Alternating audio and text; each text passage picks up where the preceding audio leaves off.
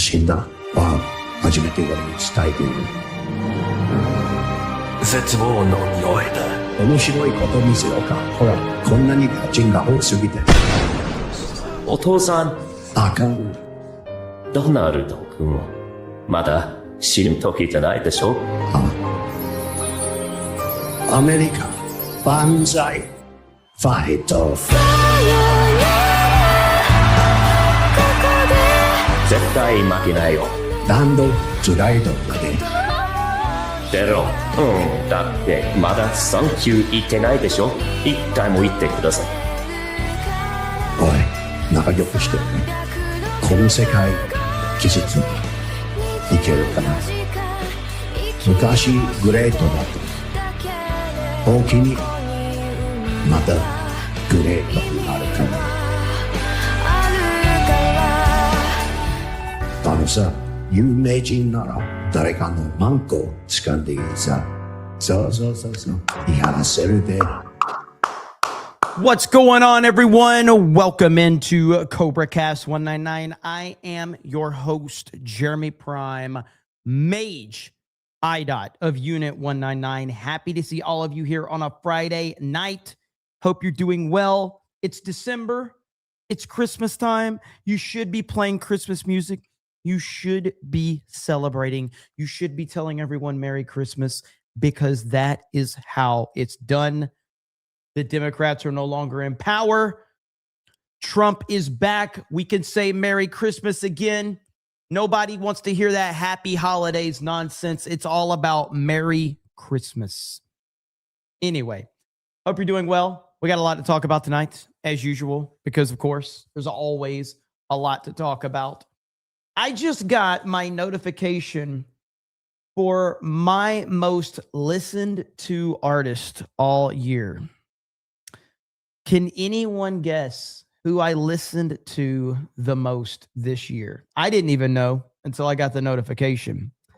Can anyone guess? Not Rihanna. No. See if anybody gets it. I'll see if I can catch the first person to get it. Nobody's gotten it yet. Creed is a good answer, but no, that's not it. Kanye, no. Israeli propaganda, yes, that's it. No. Tim Pool, no. There it is. Aaron got it. George Strait, number one artist of the year for me.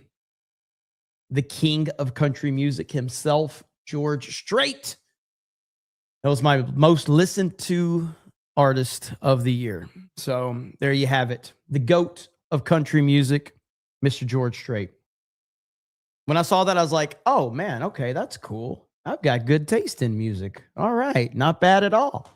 That could have been really weird because I listen to a lot of shit. Like, I listen to a lot of different stuff. But King of Country Music won, George Strait. So, all right, how we doing tonight? DeLorean with not 5, but 6 gifted memberships. Let's freaking go. Candace's receipts with an empty hand for a 79 cent. Thank you so much. Kate for 20. One of the 5% checking in. Can a 20 buy me Sabaton? Bad news. My fur baby surgery was pushed a week to this coming Tuesday. Good news. My IDOT shirts and As Is Your Boring has been shipped. Happy to hear that. Of course it can. Of course it can. So we will end with Sabaton tonight, and prayers up for your fur baby. Hope all goes well. You've got to keep us posted. You've got to keep us posted. The chat will be very concerned because we love animals. Animals are the best. Pets are the best. So prayers up for you and your family there because, you know, pets are family. Little Jim Sailor says Air Force jets have entered Venezuela airspace. Damn, a lot going on. Nandy with 5 gifted memberships. Let's go. Anthony says it's my birthday tomorrow, and I can't wait to go on my date haul. Jeremy and the 199. Did you mean Hale and the 199? Happy early birthday, brother. Miniature Vaughn thinks this dude, leftists are gloating about the fact that the right sent the Cinnabon racist money because she voted for Biden. They think they owned the chuds. They always think that way. They always do. Scropes Magos says, Jeremy, have you looked up Dancing Israelis yet? I was going to get around to it. I was, but that Mossad check came in and I'm like, I don't want to be noticing anything right now. I think that they were following my activity because like I was hitting dancing and then I typed in ISR and then suddenly, boom, bank account, Mossad, $7,000. I was like, oh, well, I've completely forgot about whatever I was typing. So not going to look into it anytime soon. Maybe next month, if the 7,000 doesn't come in, I'll start typing really slowly. I'll be like, just keep typing and hopefully like I hit the next letter and that check will come in, but not yet. Not yet. Gremlin for $20 says, if you don't already know, but Trump may have hit Venezuela tonight. He was talking about it in the office. You guys are telling me this for the first time. You guys are telling me for the first time. Tyler says, Jeremy, that jacket is atrocious. Tyler, do you know what that means? Do you know what this means? When you tell me my jacket is terrible, do you know what this means? Can anybody guess what is going to happen now? Because Tyler in the chat told me my jacket is terrible. I will wear this jacket every fucking stream all the way through 2026 now. And you're to blame. It's you and your fault only. Listen, but those are the rules. Those are the rules. In fact, I might go buy more. I'm going to go buy more now with the super chats I get from tonight. This was not a cheap jacket. It is, but I like you. He said, haha, that's crazy. Oh, man. No, but I'll look this up, Gremlin. Thank you. So, no, I'm seriously, because I was on FNT all day and I've had some other stuff going on. So I really don't know what's going on in Venezuela. I do have topics to talk about, but I don't have that. Tyler said, sorry, Jeremy, I love the jacket. Hail to you, Tyler. Hail to you, brother. All right. The Rogue Mustang with 5 gifted memberships. 5 of them. Thank you. Leon with 5 gifted memberships. 5 of them. DeLorean with the gifted membership. Thank you. Mod Eric says, let's see. I know you don't wait. We know you listen to Cardi B. The fact that I know the Ben Shapiro version and instead of that version shows how much I've listened. Emo says, listen to Mary Axmus by Ice 9 Kills. Jimmy Ray says, Sweeney's boobs are atrocious. That's the way. That's the way. Jackson with 5 gifted memberships. All right. The gifties are flying tonight, man. What is going on? Do you know what else was flying a little bit earlier, everyone? Do you know what else? I got bad news for Ilhan Omar. Now, being as I'm from the state of Alabama, I'm kind of an expert on this topic. Kind of an expert. But the White House posted proof that Ilhan Omar married her brother. Tom Homan said the federal government is now investigating. She must be deported. She committed immigration fraud. Their story proves beyond a reasonable doubt that Omar married her brother for some fraudulent purpose. Free Beacon. Damn. And whoa. Wait, which one is the chick? I haven't seen that's a crazy picture right there. Which one is the female or the male? I don't even know. Yikes. So again, those that preach the loudest have the most to hide. We know this. This is something we've, been around the block on this one 1,000 times, that when you have a leftist that is projecting this hard, they must be trying to hide something. They must be trying to cover something up. And this happens, I mean, that's really what you have to look for, is when you see a leftist that's just projecting as hard as some of these Dems are. That's what you look at it, you go, what are you actually covering up? What are you actually covering up? And yeah, looks like immigration fraud right there, right in front of our faces. Trump called her out the other day in a press conference, which was freaking hilarious, by the way. He just was like ranting about it. And yeah, man, it was freaking funny as hell to watch this. Now, you guys are telling me some stuff is going down in Venezuela, so I'm trying to see if I can find anything. Let's see here. I'm looking to see if we have any feeds or anything like that that's going on. Is this right now? That's not right now, is it? No. It's all of these feeds that are acting like they're live with Trump, but Trump is not live. I don't think Trump is live. Looking to see. I'll follow up on this in a minute, but I want to continue with this story here. But the White House posted about this, which is the best part. Right here. Here's Rapid Response 47. Yes, Ilhan Omar married her brother. Like, boom. Just right there. Like, not even like questioning it, just telling it like it is, which is absolutely fantastic. So you absolutely love to see it. Now, I do think that a lot of MAGA supporters are getting frustrated with this idea of investigations, and we're going to look into it. People are ready to see results. They're tired of like hearing, oh man, this is crazy, blah, blah, blah, blah, blah. Like, no, people are like, no, we need to see results. And I fall into that because it feels like a lot of posturing of like, it's the Ted Cruz mentality. Ted Cruz used to get up and do these passionate press conferences and grandstand and be passionate about what we're going to do. And then nothing would ever happen. And, that's become a huge problem because a lot of people have said, I want to see some massive arrests. Now, we have seen some arrests for sure under the Trump administration, but we haven't seen any big names. And all it would take is one name, one big name that would at least satisfy MAGA for the time being.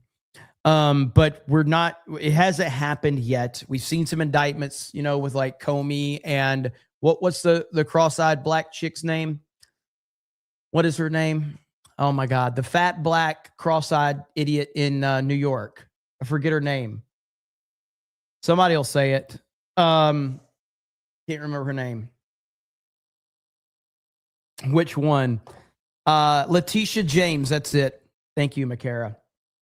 Big Tish, Letitia James.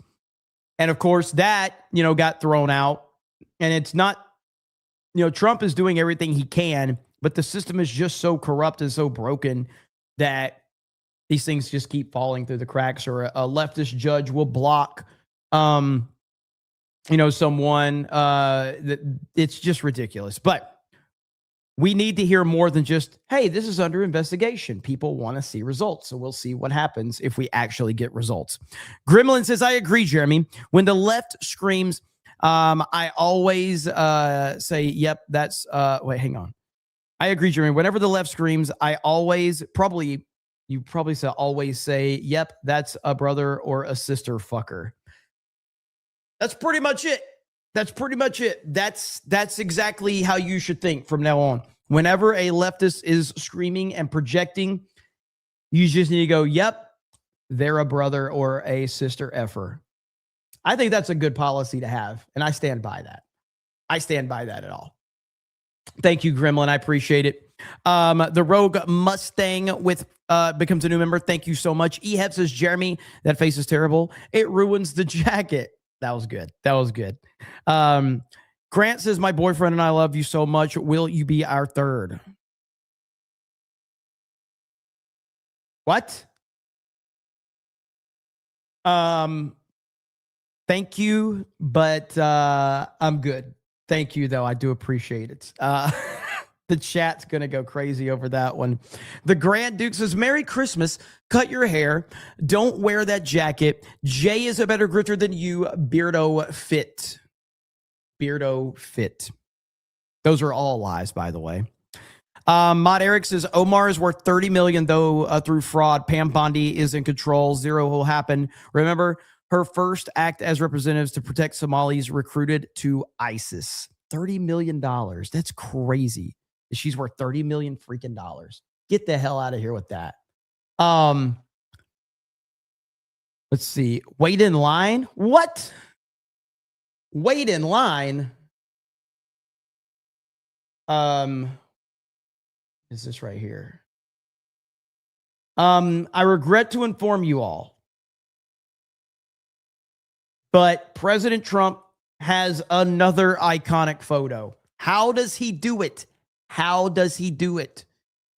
Once again, President Trump has given us iconic photo number 10 million, rocking the cowboy hat. I mean, he looks like a natural. He looks like a natural. Look at that. It's perfect.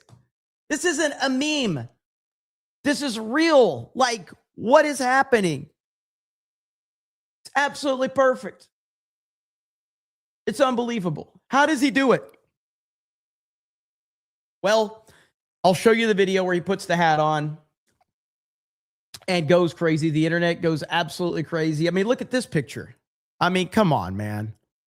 There's just, how perfect is that picture? That's our president right there.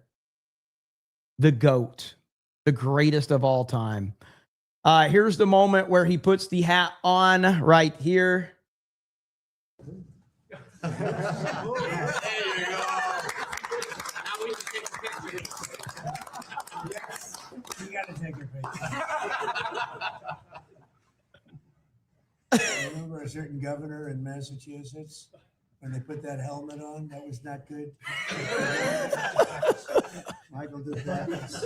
Yep. They put that helmet on. That was the end of his political career. Okay. Yeah, that's good. But the honor that you bestowed upon our team is something that's incredible. Thank you. First thing he says is, you got to take a picture. You got to take a picture. There you go. Now we can take a picture. Yes, you got to take a picture. Oh, man. Trump is one of one, dude. There's just nobody better. Now look at here. Here's a flashback to when Ilhan Omar begged a judge to show compassion for 9 Somalians convicted of trying to join ISIS. Well, isn't that interesting? Election night was just 2 days ago, but it seems Minnesota Representative-elect Ilhan Omar may have already made her first move as an elected official. In a letter signed November 8th, Omar asks a U.S. district judge for compassion when sentencing 9 Minnesota Somali American men convicted of trying to join the terrorist group ISIS. She says the best deterrent to fanaticism is a system of compassion. We must alter our attitude and approach if we truly want to affect change. We should refocus our efforts on inclusion and rehabilitation. But she's not the only one. 13 letters, including one from the dean of students at Minneapolis Public Schools, were also sent to the judge asking for leniency. Osman Sheikh Yusuf says, I truly am honored to call Abdi Rahman my friend, and I hope that good things happen to this wonderful young man who totally deserves a second chance in life.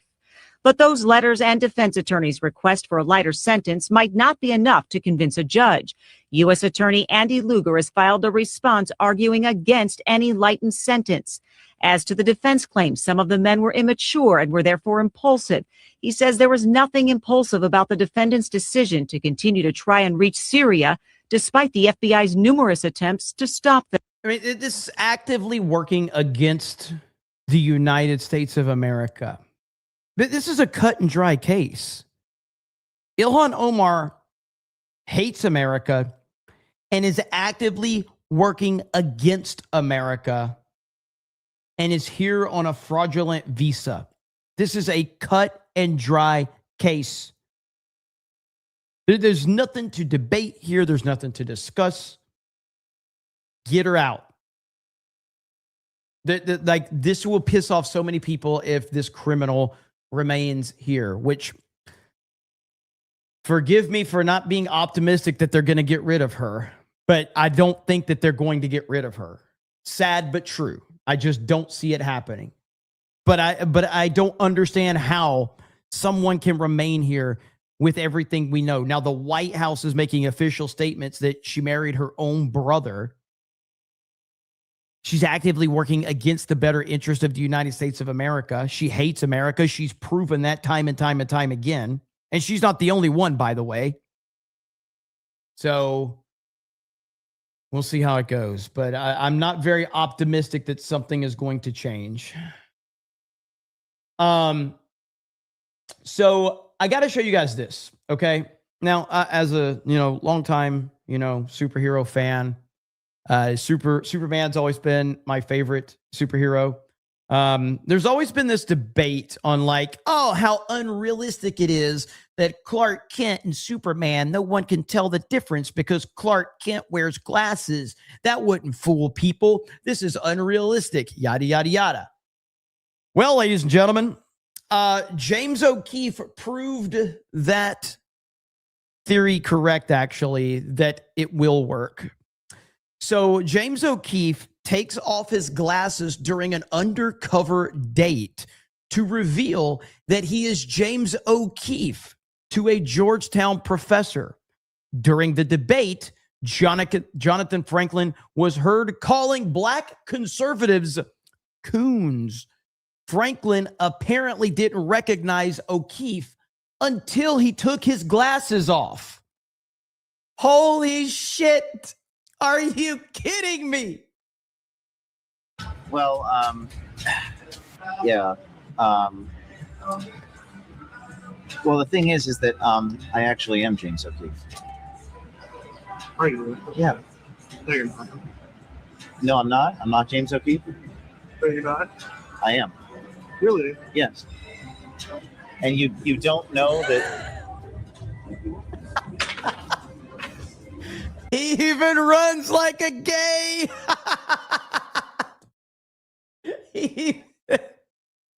Know that.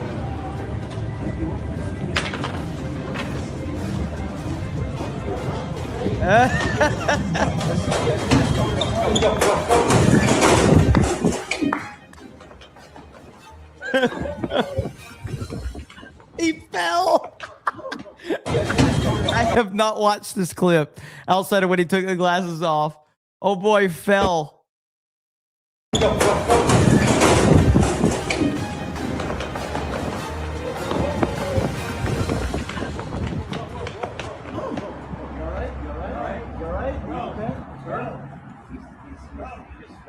you okay? Are you okay? You want us to call an ambulance? No. Are you sure? Sure. Are you injured? Yes. What happened? I fell. You have blood? Are you okay? Yes. Lawrence is his name? Yeah, Lawrence. Yeah. Lawrence, what do you think of him? I mean, he's just a sellout. He's like a coon. Herschel Walker, Clarence Thomas? the biggest coon of them all. What do you think of Candace Owens? No situation. Annoying. She's crazy. She's crazy. So, is she another, what you said? Another coon. Yeah. Yep. She is. She is. So, Rosa. she sells out to, white people? Yeah. Selling your soul to Uncle Sam, the white man. Oh, love it. James O'Keefe just continues to give us gold. So I have the whole clip here. He says this Georgetown professor says, I work with stupid white people. Jonathan Franklin, journalist instructor at Georgetown and former NPR journalist, was caught on a sting making racist statements about white and black conservatives. Lawrence is his name? Yeah, Lawrence. Yeah. Lawrence, what do you think of him? I mean, he's just a sellout. He's like a coon. Clarence Thomas? The biggest coon of them all. What do you think of Candace Owens? I love how, all of these leftists claim that they want representation, okay? And then when a non-white person becomes successful and becomes and elevates their career by hard work, they turn on these people that they claim they want to be in these positions, because it's not about representation. Is the biggest lie the leftists have ever told you. There is no such thing as representation. There is a such thing as they are looking for people to infiltrate. They're not looking for representation. They are looking for people that they can control through identity politics. It's never been about that. It never has, and it never will, because no normal person actually thinks like that. Another coon. Have you ever heard of the guy named, no, his name is James O'Keefe. Well, the thing is that I actually am James O'Keefe. Are you? Yeah. No, you're not. No, I'm not. I'm not James O'Keefe. No, you're not. I am. Really? Yes. And you don't know that.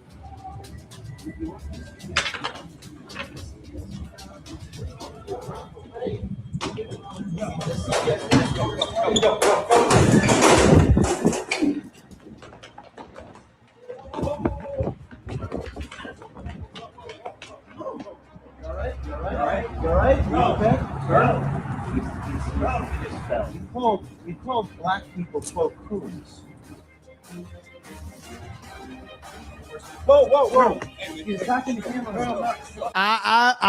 Listen. Statistically speaking, you look like he's getting ready to get a little violent right here. Okay, You called black people coons. right here. Oh boy! Oh, I saw some violence. Whoa! He's like, there's a white devil right here in front of me. You're attacking the camera. That's a misdemeanor. You can't. Jonathan Franklin, the man you see across on an undercover date with me, is currently an adjunct professor at Georgetown University. Franklin is scheduled to teach a class on sourcing and interviews technology in the spring. More on that later. Franklin is also a former correspondent from National Public Radio that wrote about issues concerning race, culture, identity, and justice. Now, in our meeting, Jonathan claimed he was a national correspondent for CBS, a detail that I believed at the time. I later discovered that this was false and that he was lying to me. Lawrence is his name? Yeah, Lawrence. Yeah. Lawrence, what do you think of him? I mean, he's just a sellout. He's like a coon. Herschel Walker, like all of it. Like it's Clarence Thomas? the biggest coon of them all. What do you think of Candace Owens? Her situation. Annoying. She's crazy. She's crazy. So, is she another, like what you said? Another coon. Yeah. Yep. She is. She is. It's her field. Rosa. She sells out to like white people? Yeah. Okay. Selling your soul to the Uncle Sam, the white man, and it's just assuming that aligning your views with him or with that point of view is going to get you ahead, but it's actually going to set you back. Because I worked with a bunch of stupid white people. Stupid white people? Yeah.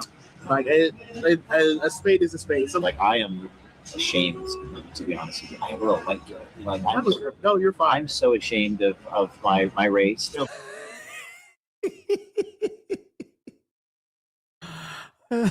Candace is a coon too. Yeah.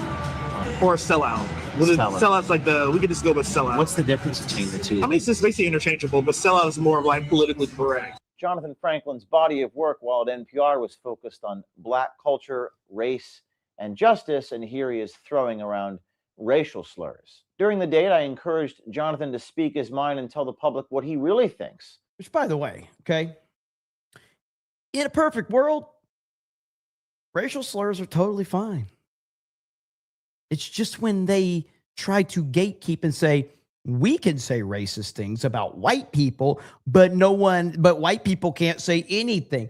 I want to live in a world where we can all be equally racist. What's wrong with that? It sounds like a Modern Warfare 2 lobby. No, whatever you wanted to say in those lobbies, you could say it. There wasn't any like, well, we can't say these words, but we can say these words. And you can say these words if you are this race. There wasn't none of that, okay? It was like, Welcome to the Thunderdome. We're in here, and everybody's going to get roasted, and everybody's going to say racism, okay? If you can't deal with that, go over to the PlayStation, because at that time, PlayStation Network was weak. It was free. Xbox 360 was privileged because we had to pay for it, and it worked a lot better. With the career that he's had. You should say this publicly. I mean, like, it would be interesting, refreshing. A lot of people would not like to hear my thoughts. No? I mean people probably would. They're probably I mean, you know what? Yes, I was thinking that. But You're a journalist, you know? I'd have to stop being a journalist for me to say what I really want to say. That's crazy, though. To give y'all what I really want to say, I would have to stop being a reporter. You have to stop being a reporter. I would have to exit news. Now there is one group or one guy that I don't know if I like him, but that does do the thing you're talking about, though. I forgot his name. I mean, I could easily go into like opinion journalism, but What a profound statement. Say that again. It's so interesting. I have to stop being a reporter to tell you what I really think. yeah. But you don't have to do that. You can still. Oh, I don't give a fuck. Like, but in terms of I'm like on the clock. And then I reveal myself as James O'Keefe. You might be wondering why Jonathan Franklin didn't recognize me in the first place, being a professor, a graduate level professor on media and journalism. And Jonathan Franklin actually refuses to believe that I'm James O'Keefe. He even said how disguised I was. It was literally just a pair of glasses. The Superman theory, never again. I don't want to hear anyone say that Clark Kent and Superman makes no sense. It makes perfect sense. Have you ever heard of a guy named, no, his name is James O'Keefe. You heard of that? Yeah. Yeah. I don't like him. What do you think of him? He's all right. He's all right. Yeah. Could be better. Could be worse. Could be worse. But could be better. How could he be better? Just they'll be an asshole. Is he an asshole? I've heard people use an asshole. Oh. Well, he does like the undercover stuff and like exposes people, you know. And Okay, so I this might go differently as we continue on. I don't think the black dude knows who James O'Keefe is. I think that he's just rolling with the conversation. I don't think he actually knows who James O'Keefe is. He's basically just going, yeah, he could be better, could be worse. I don't think he knows. he exposes people, you know, telling people like what they really think, you know. What do you think about that? I mean, there's a lane for that, but it's also knowing how to do it in a way that doesn't attack your integrity. Yeah, because you have to use like hidden cameras and shit. Right. Yeah. There's a way to do that sort of like watchdog, gotcha, ambush journalism, but doing it in a way that doesn't disrespect the person that you're trying to catch or yourself as a reporter. Well, CBS used to do it like way back in the day, like with 60 Minutes and Mike Wallace. Well, that's to you, Gremlin. Yeah. Well, the thing is that I actually am James O'Keefe. Are you? Yeah. No, you're not. No, I'm not. I'm not James O'Keefe. No, you're not. I am. Really? Yes. And you don't know that.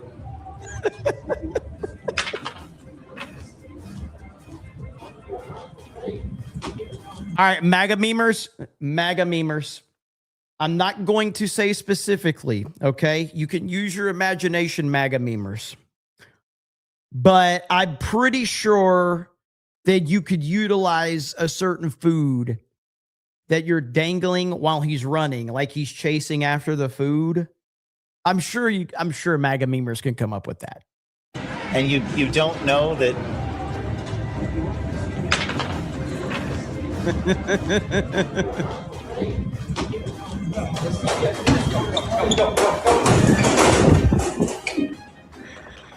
Are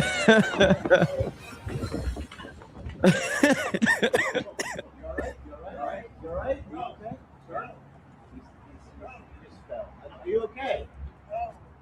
Are you okay? Do you want us to call an ambulance? No. Are you sure? Sure. Are you injured? Yes. What happened? I fell. You have blood? Are you okay? Yes. We don't want you to get injured. Yes, I'm injured. That's not our intent. I'm injured. Do you need us to go for help? No. Okay. Are you sure you're okay? No, I'm not okay. Sir, you called black people, quote, coons. You work for CBS News. You're a national correspondent. Whoa, whoa, whoa. Hey, man. He's attacking the camera. Violence! That's a misdemeanor. You can't. No, I was sue. Stop. Okay, I will stop. I just want to ask you, why did you call black people coons Stop. that work from the media? Stop. You I work was for sued. what's that? Stop. I was sued. Stop. Sue me for what? Stop. I'm a reporter. No. Don't. You work for CBS News. You're a national correspondent. I don't work for CBS. You don't? No. He looks, dude. You lied. I'm telling you right now, this dude has got some serious issues. The way he's approaching James O'Keefe, like he wants to beat the fuck out of O'Keefe. He couldn't, but he wants to. I'm a reporter. No. Don't. You work for CBS News. You're a national correspondent. I don't work for CBS. You don't? No. You lied about that? Yes. Did you work for NPR? No. You're denying your own identity. Yes. Now, we're grateful that Jonathan Franklin wasn't seriously hurt during that tumble he took, falling to the ground after he ran away from me at the table. It's still important to remember that even if you don't agree with someone, they are first people, and our intention is not to hurt them, it's to expose the truth that the public has a right to know, that the citizens have a right to know, that the students at Georgetown and the parents have a right to know. Jonathan willingly came with us when we offered to help him after his fall. We took him to a pharmacy and got him some Band-Aids. But I want to help you. You're bleeding. That's regardless. Let's get you some napkins, okay? That's so funny. You took him to like he's a child. Like he's a child. Took him to a pharmacy and got him some Band-Aids. What?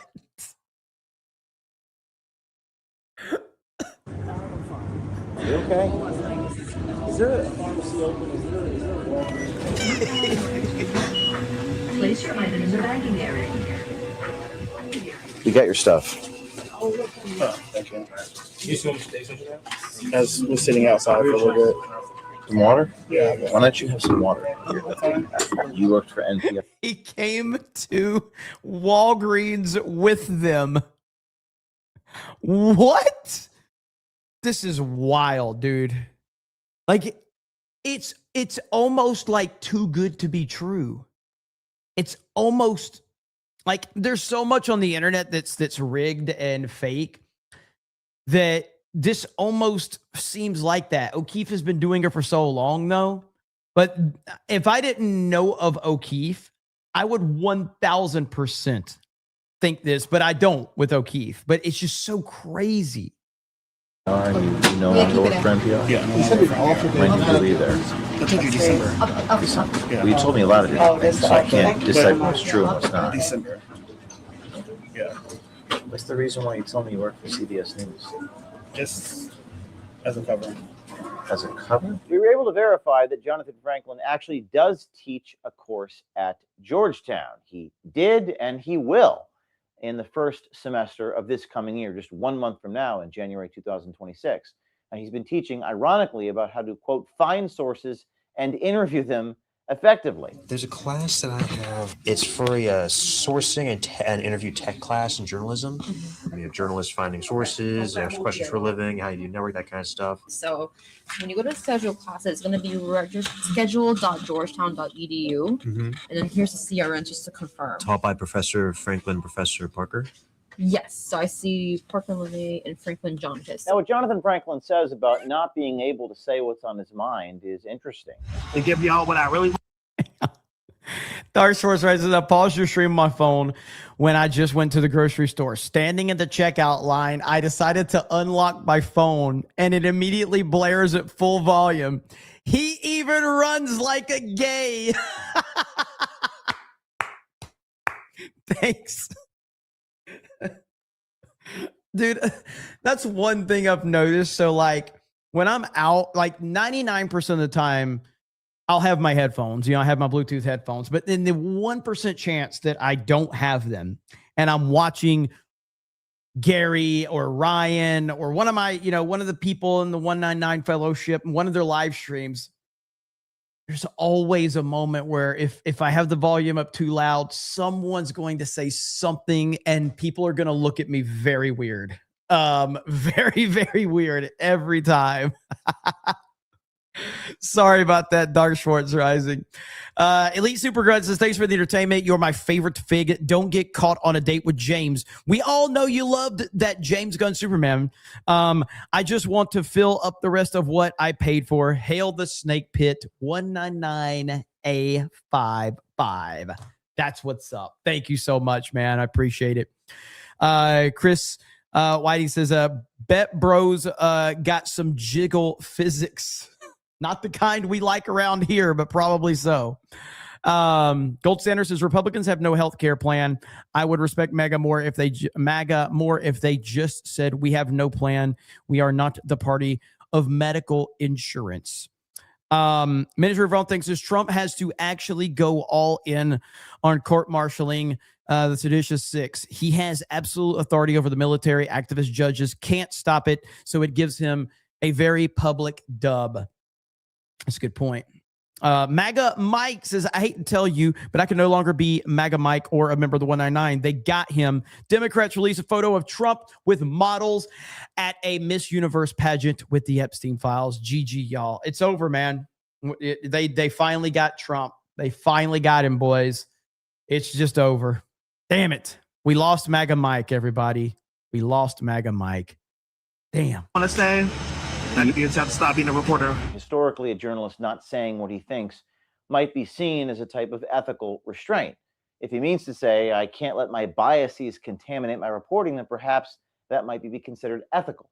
Now, if he's saying I can't speak truthfully, it might indicate a problematic culture as a professor or in a newsroom. But this notion of objectivity, when a professor of journalism is using slurs in public, well, that's a fiction. We here have a whole library of books on journalism ethics. This is one of my favorites called Ethical Journalism, a guide for students, practitioners, and consumers, written by Philip Meyer. And he writes that reporters adapt models into which they can fit their objective facts. In addition to being guides to interpretation, those models, Walter Lippmann, the dean of journalism 100 years ago, called them stereotypes. They also help to select with aspects of the objective world to look for.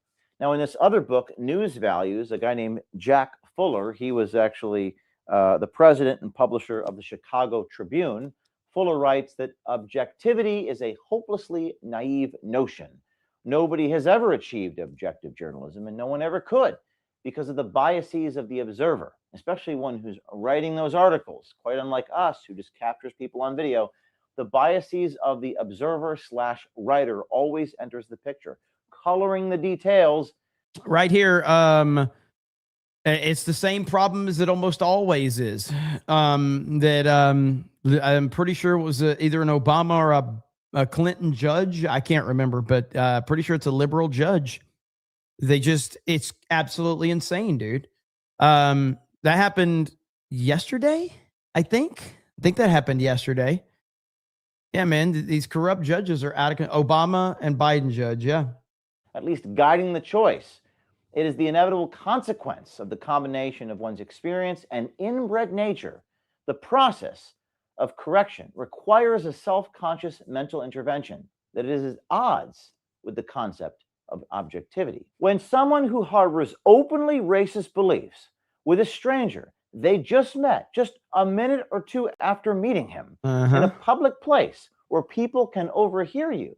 Now, that professor of journalism cannot possibly meet these standards taught in these journalism ethics textbooks that are in my library here at OMG to teach journalism at a prestigious school like Georgetown in DC, covering political issues, because that type of racism is not just his personal opinion. It is a bias about a group of people that directly affects fairness, credibility, and judgment. Why? Because he's a professor who's using these slurs. He's revealing a framework that shapes how he interprets information. And that's why we thought you should see this report. And that's why we thought the public should know this report. And it's part of our process of showing you what's happening inside the universities. Yeah, I mean, we used to have standards. We used to have standards in the workforce. We used to have standards at universities. We used to have standards across the board. Now we have no standards. I mean, again, I can only relate it to my experiences. Now, I've never talked about the fact that I worked retail, but I did work retail. And back in my day, old man yelling at clouds moment for me, but back in my day when I worked retail, we could not do anything but wear the uniform up to company standards. We couldn't wear a hat. We couldn't have visible tattoos. Couldn't have face piercings. We couldn't wear political messages. We couldn't wear sports teams messaging. None of that. And this is just a fucking grocery store. It's not like this some high prestigious job. It's a fucking grocery store. You had to wear what the company required you to wear. Now I go into just your average Walmart or grocery store. I can't even tell who the fuck works there half the time. I don't know if you guys have that same issue. Sometimes I go into a Walmart. I don't even know who works there sometimes because they wear whatever the fuck they want. They may have a Walmart vest on. They may have a name tag, but it's crazy. And that just shows you the standard has dropped everywhere. Deloria, don't even get me started on the people that wear pajamas out in public. I have a strict rule about that. If you're a grown-ass man and you're wearing pajamas out in public, you should have your ass beat. If you are an ugly female, you should not be wearing pajamas out in public. You are an attractive female, we'll let it slide. Those are the rules. I didn't make it up, but those are the rules. And I think everybody, that's going to be like a 99% approval rating, what I just said. Okay. Those are the rules. But yeah, dude, when I see a grown ass man wearing pajamas out in public, anyway, there should be rules against it. That's all I'm saying. There should be rules. Jeremy worked retail. Yeah. I should talk about that more often. Maybe one day I will. But in the meantime, the crazy leftists are at it again. Kathy Griffin, the person that once held up a bloody head of Donald J. Trump, says this right here. Listen. She says, I'm just waiting for Trump to die. He will die sooner than later. He's in terrible shape. He is disgusting to look at, like disgusting. I can't even stand to look at him. I want to just talk to you about the news and why I don't talk about Trump in the way that I think maybe people expected on this Completely broken, dude. Completely broken. YouTube show. I would just rant about Trump. I'm just bored with him. It's, I don't watch cable news anymore. I used to watch MSNBC 24/7, which is now called MS Now, but it's too repetitive and they don't cover a lot of topics that I think are so important, like the fires in Hong Kong. So I watch Sky News and BBC and what is that? Oh, I got to think about it for a minute. I don't know if I can play it, although I always get hit for copyright claims on here. So is it let me see. I think this is it. Yes, this is it right here. This is it. Okay. This is who she reminds me of right here. Hang on. I got to find it. All right, this is who she reminds me of. So listen to her talk for a minute, okay? Listen to her talk. Al Jazeera, and I try to get as many foreign news sources as I can. And I know I'm going to sound like a Trumper when I say this, so I'm sorry. But our current media in America, I do. All right, so this scene right here, just to go with it, with Adam Sandler And this Kevin Nealon right here, he's had so much like work done to his face that he can't even drink water. You got to slow it down. Okay, see that should be it. I knew you two would eventually find each other. That's exactly how she talks. I do believe is failing us. I really do believe they'll pick one story on, let's say, CNN, and CNN is a joke now. They've just jumped the shark completely. I can't even watch CNN. Like, I don't want to fucking see Scott Jennings and think he's a pundit. You know what I mean? They'll pick one story in the morning and then they'll just do the same story all day as if we don't have emerging stories in our country, but around the world that affect us. So I don't do a ton of Trump material in my show because he's so over the top that I can quote him. Like, I went out on stage last week in Anaheim and they were clapping really loud, which was lovely, of course. And then I go, "Quiet, piggies," and that got a big laugh. But that's all I did with it, because by the time I get on stage. So ripping off a Trump joke is what got you a huge pop from your crowd. Dude, he controls every single bit of their existence. Every single bit of it. Everybody's covered the latest crazy thing he said, and I'm just waiting for him to die. So he will die sooner than later. He's in terrible. Breaking news, ladies and gentlemen. A human being will die at some point. Man, I am glad you figured that one out, Kathy Griffin. How did you ever figure out that a 79-year-old man, an 80-year-old man will die one day? Wow. How did you figure that one out? Crazy thing he said, and I'm just waiting for him to die. So he will die sooner than later. He's in terrible shape. He's disgusting to look at, like disgusting. And I'm not saying I'm some beauty. It's not about that. It's that because he is who he is and because he is doing what he is doing, I can't even like stand to look at him. So is Trump 80 yet? I think Trump's 80 now, right? Am I correct? 79 or 80? So Donald Trump, let's just call it 80. I think he just had a birthday. So Donald Trump is 80 years old. Okay. I'm in my mid 40s.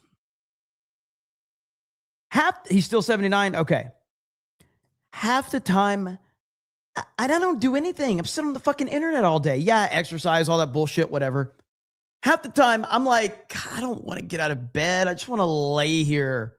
I just want to lay here and watch freaking YouTube on my phone or some bullshit. Trump is up every day like a machine, like an absolute machine, nonstop, traveling everywhere, entertaining the masses, traveling across the world, traveling across the country, having big get-togethers at Mar-a-Lago, handling things at the White House. He never stops. It's crazy. Then he goes golfing. Exactly. It's insane. And for her to say that this guy is out of shape and he's in terrible shape, bullshit. He's a fucking machine at 79 years old. Aware of the big stuff that goes on. Don't worry, I do not get my news from TikTok, and you should not either. TikTok is fun, but it is now owned by a Murdoch and an Ellison. And if it's not, as of this minute, officially owned, then that deal is very close to being closed and it will go through. So just remember, if you know anything about the Murdochs and the Ellisons, you don't want to get your dancing videos and makeup tutorials from them, because they're already suppressing a lot of the left-wing liberal progressive stuff. So now we're going to run with the narrative that left-wing progressive stuff is being suppressed. Good Lord, we have reached the next level of insanity. My goodness. Anyway, TDS, uncurable. The biggest pandemic we have faced as a people in my lifetime is TDS. And there's no known cure for it. Few have been cured, but not very many. Not very many at all. Midnight Light says, Jeremy, do a Jeff Goldblum impersonation of Jay. I don't know how to do that. I'd have to think about that one. Is that a thing? Is that like a thing? Matt Eric says, Grant, I'm sure you will get a DM later. Congrats on the threesome. Bill says, just came over from the re-stream. Thought I'd catch the 199. Long live the Salty Army. Hail to Salty and the Salty Army. Salty Cracker is awesome. Father 5934 says, our government currently is too busy pushing online censorship, online ID laws, and not redistricting to help the agenda people want. I feel like Trump is he's got to step it up for the midterms and focus on the economy. I'm hoping that's what he's going to do. I mean, he has been much more domestically focused in the last several months. Brian Stewart says, how does Beardo poo so much but still stay so fat? The mysteries of humanity. Red Mage for 20 says, listening to CobraCast while driving, I pulled over to see that O'Keefe segment was about, and now I'm laughing my ass off. Man, that guy bolted. Long drive this evening, so thanks for keeping me company.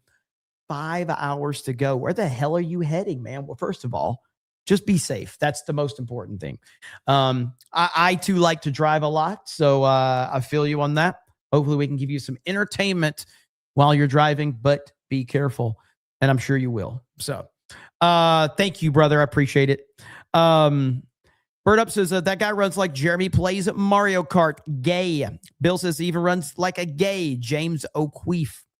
Little Jim Salo says, these black leftists really love talking about white people, but they still date them. Why is that? It's interesting. They like to talk bad about white people, yet they move into white neighborhoods when they can afford it. It's interesting, isn't it? It's interesting. I think Super Grunt says, Kathy Griffin looks like Gollum's girlfriend. She is wearing a wig. I need some hugs. I mean the other stuff. Thank you. I appreciate it. Larceny says, hey, Jeremy, thanks for all you do. I would like to say that the Vancouver Canucks are a disgrace to professional sports. Hail the 199. I don't follow hockey. I've tried, I followed it a long time ago, and I am trying to get back into it. But I'm not caught up on it right now. So, but I appreciate your message. Gerald Armstrong says, James that did the Clark Kent outfit. Big Who says he hates whites, but wants to get dicked down by a white demented. Tossington becomes a new member. Thank you. Matt Frog says Jay was waiting behind a bush. That's why he fell. Vault 95 says Fortnite tonight. Not tonight, probably, but this weekend. I'll be running some Fortnite. Brian Stewart says we used to have standards for streamer room setups. I've decided I'm probably, again, I without getting too transparent about things, everything I still have in the old setup is still there. So the pool house and all that's still there. So I don't want to take any of that down, but I'm here in Orlando to focus on Geeks and Gamers. Families moved, everything like that. So I'm going to do more than this though, but I don't want to spend a ton of money because I'm not taking anything from the old setup, which is still there. So it's not like I'm trying to spend a bunch of money, but we'll do better than what we have. I've been thinking about that. Kevin Spears says, define pajamas. Well, I mean like the actual pajamas, like, you know, people go buy these fucking SpongeBob pajamas or Dragon Ball Z pajamas and then wear them out in public. It's fucking cringe. It's not like I wear pajamas. I just wear shorts, you know. Nas says, I've seen classic cars that had less work done. Kevin Spears says, yeah, because pajamas pants are gayer than a grown man wearing a Mario jacket. I agree. This is badass. This is fucking cool. No one agrees with that, but I do. And that's all that really matters. Tommy says, I had a weird experience with a blonde man at a grocery store, or Florida grocery store. He was super gay, came on to me. You remind me of him. Must be a coincidence. It must be. Jeremy wears Mario pajamas? No. MAGA Mike says, Scott Jennings is the fucking GOAT, by the way. Follow him. He is awesome. He is awesome. Godzilla's Greasy says, don't forget they ignored Biden's condition. By the way, is Unicycle Peon here and Dark Star? I missed your super chats over on Rumble last time, and I felt really bad about that. And you guys dropped like some big super chats over there. So I have not forgotten about that. All right. So just want you to know. A boy named Blue says, you're in your mid 40s. Dude, I thought you were in your mid 30s, like 37, 38. Nope.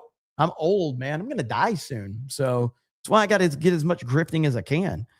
Bubba Doom says Kathy Griffin gets her shape from a demon in a Play-Doh fun factory.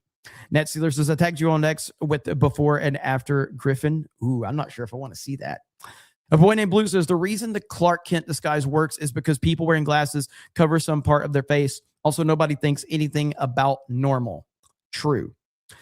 ACC says, Jeremy, can I sing you a French love song? No homo, by the way. No. Thank you, though. I do appreciate you asking. Means a lot that you asked. But I'm gonna have to respectfully decline. Okay, guys. I have breaking news for all of you. I have breaking news. This is back in November. They have been signaling a 9/11 style attack is coming the second week of December. Save the tweet. It will age well. I'm not the smartest man, but I'm pretty sure we're in the second week of December. Not the smartest man, but are we supposed to save the tweet? Maybe it's just going to happen tomorrow.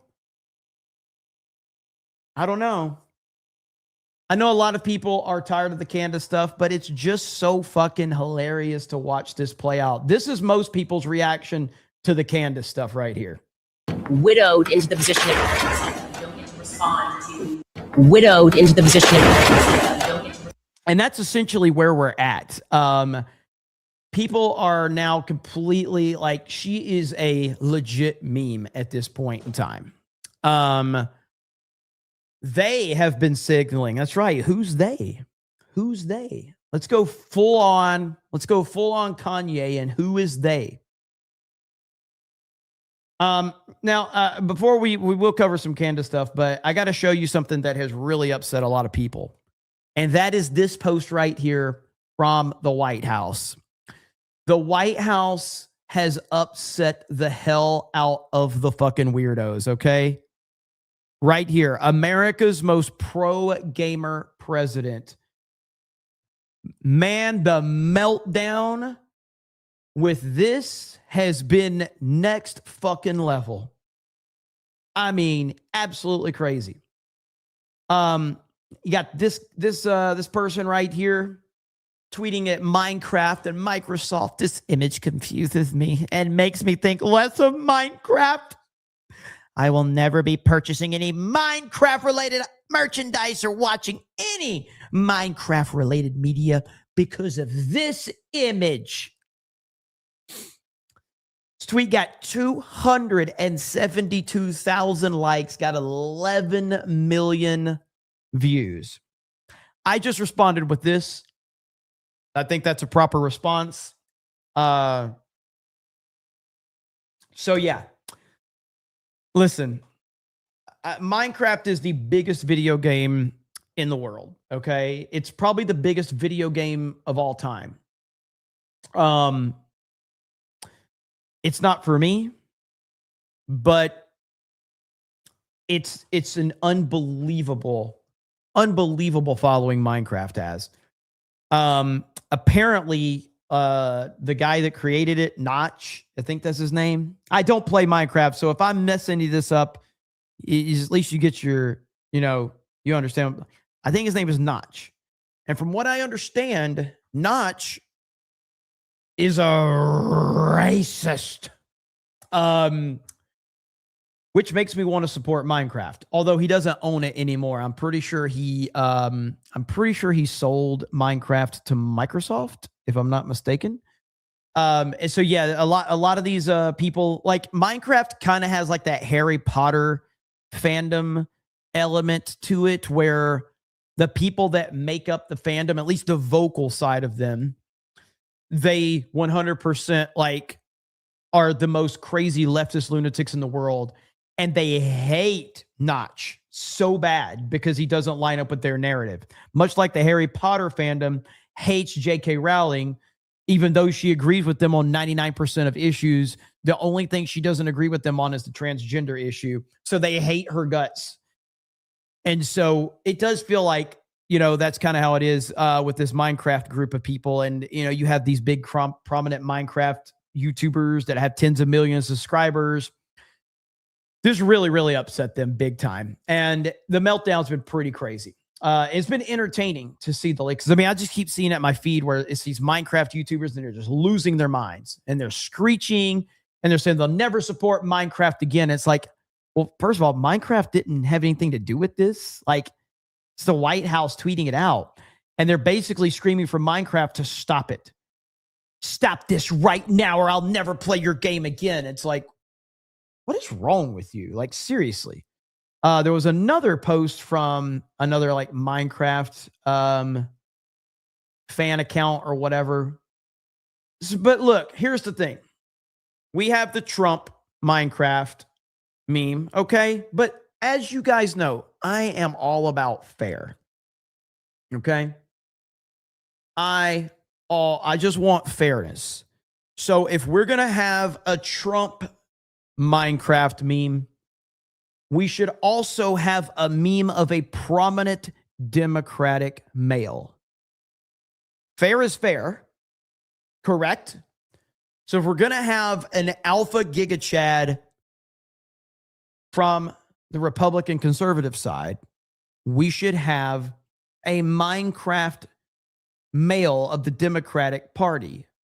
In particular, a Democratic male that can bench press 10,000 pounds, the strongest member of the Democratic Party. Big Mike, ladies and gentlemen. Big Mike right there. Listen, fair is fair.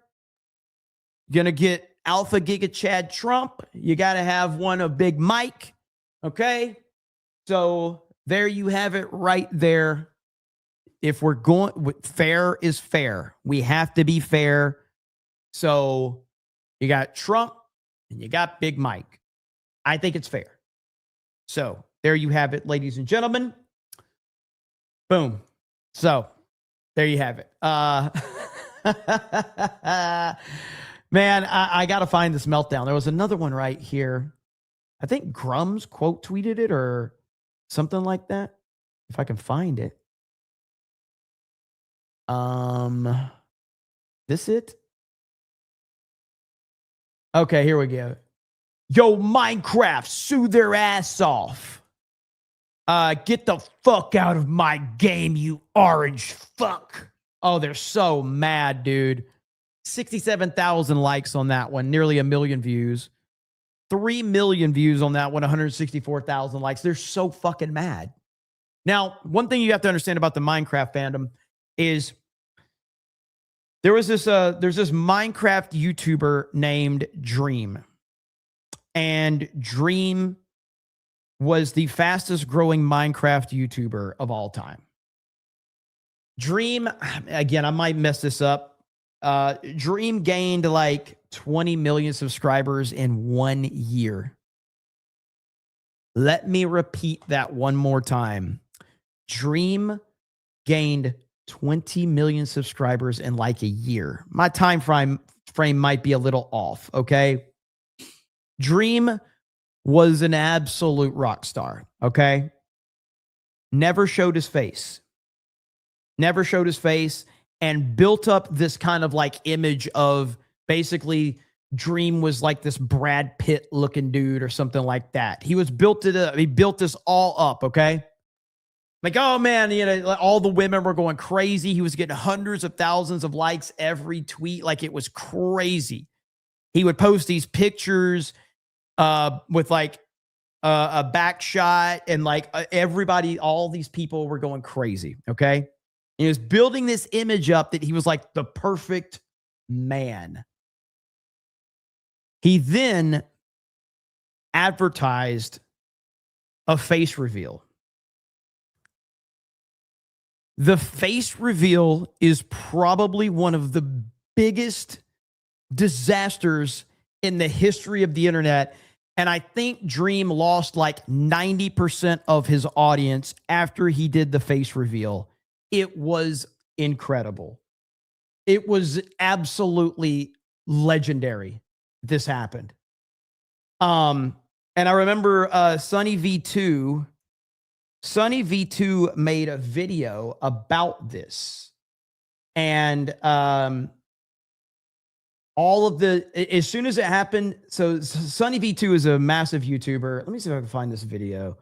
And he titled it like "Why Dream's Face Reveal Might End Up Being the Biggest Backfire in History" or something like that. And at the time, all of the Minecraft fans kind of went after Sunny V2. Right here, "Why Dream's Face Reveal Was an Awful Decision." Would qualify as Dream's face reveal could qualify as the worst mistake made by a content creator ever, and we're going to outline several reasons why, beginning with possibly the most crucial point being that Dream's unseen face was one of the only things keeping him relevant. For example, Dream was able to appear in Mr. Beast's 65 million view 2020 rewind simply because he hadn't shown his face yet, which accompanied hundreds of commentary type videos teasing and clickbaiting what Dream apparently looked like. Dream did a face reveal, 2.6 million views. Did Dream just face reveal? 19 million views. Dream's face reveal, 20. And we're not going to watch the whole video. We're not going to watch the whole video. But ultimately, when he did the face reveal, it was the worst thing ever. People made fun of him. Let me see if I can find the moment where he did the face reveal. I can find it here in just a second. It was so bad. And the point I'm trying to make is that this Minecraft audience is full of very, very emotionally unstable people. So when he did it, it was really bad. Right here is where a bunch of people were laughing at him. Okay, watch. This is the actual face reveal right here. Okay, watch this shit. Watch this shit. This is a group of people reacting to it. Okay. I'm dropping it.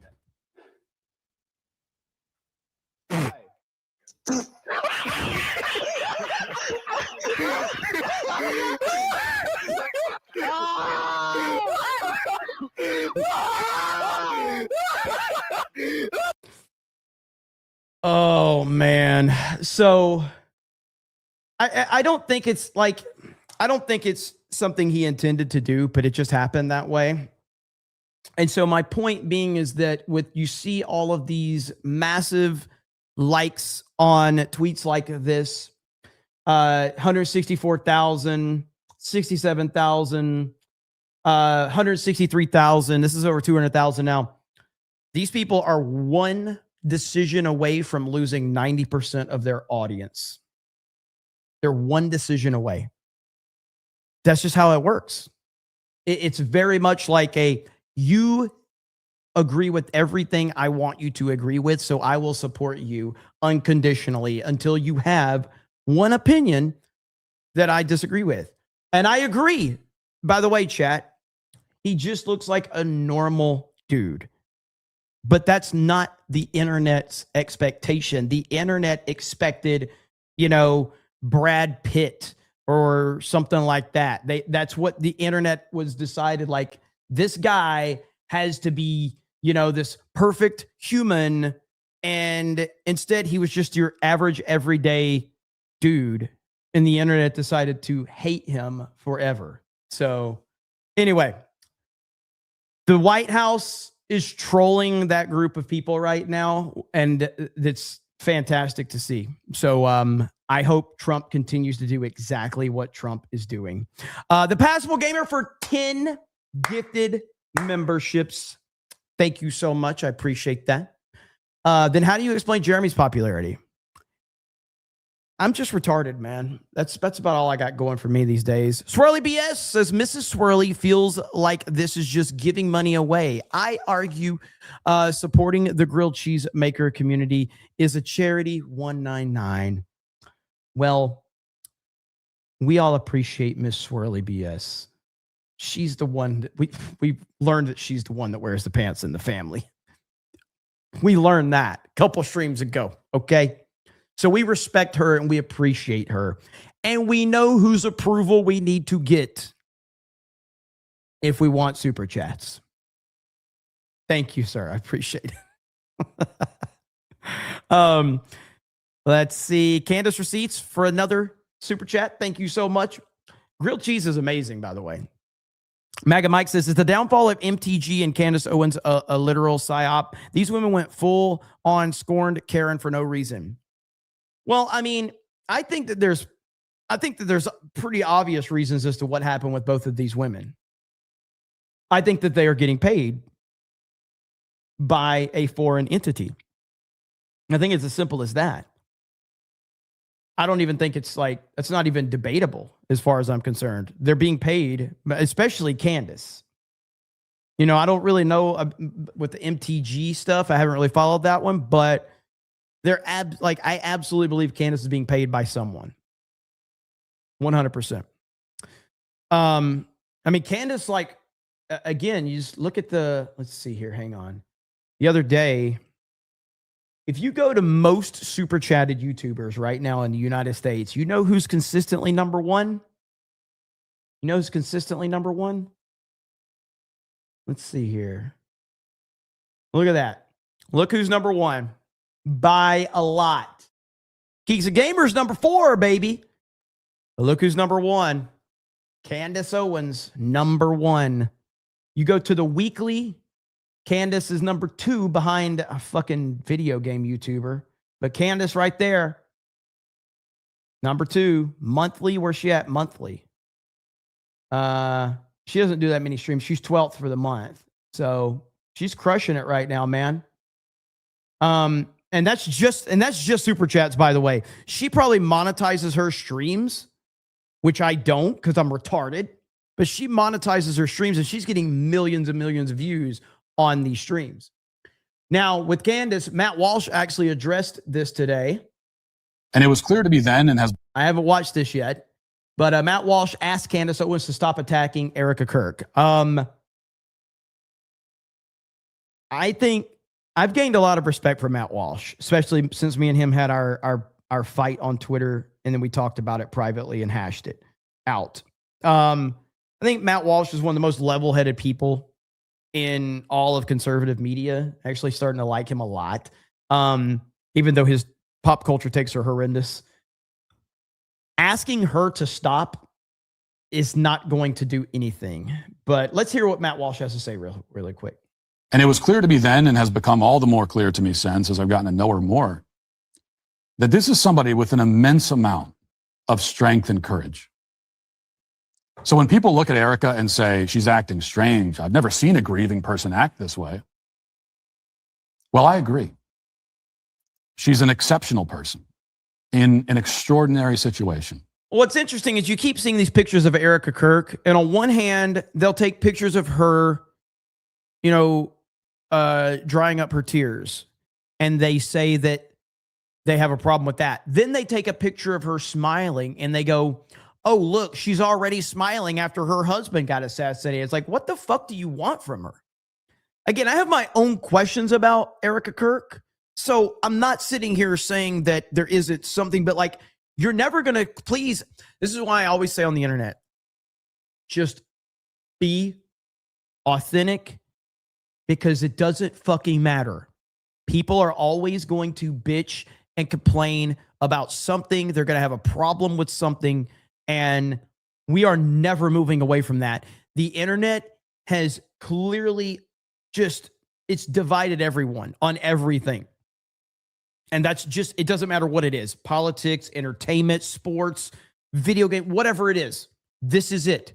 Stop apologizing. Stop pandering. Stop trying to make people happy, because you're only going to make everybody pissed off. Just be honest and authentic about what you believe and where you stand, because it doesn't really matter.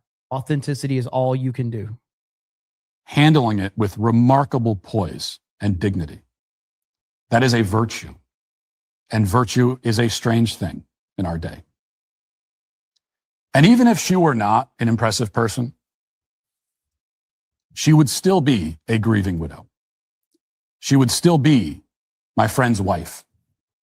And I would still feel duty-bound to support her, as I have over these past 3 months in ways both public and not. So what I am asking everybody, including Candace, is to please leave this woman alone. Let her grieve.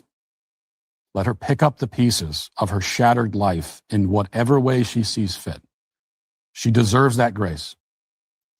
And we owe it to her, not because of any specific debt, not because we have no right to question her. Of course, we do have the right. But we have a moral obligation as children of our Heavenly Father to be charitable and kind towards suffering widows, especially the widow of a man that all of us on the right say that we respected and admired. All told, the tragic reality is that 3 months after the assassination of Charlie Kirk, the leftists who want us dead are more emboldened than ever. They are thrilled. And that was always the worst possible outcome. It's a trajectory that, if it continues, could destroy not only what Charlie built, but also what's left of the conservative movement, a movement that is the only thing standing between Western civilization and the forces that wish to tear it down brick by brick.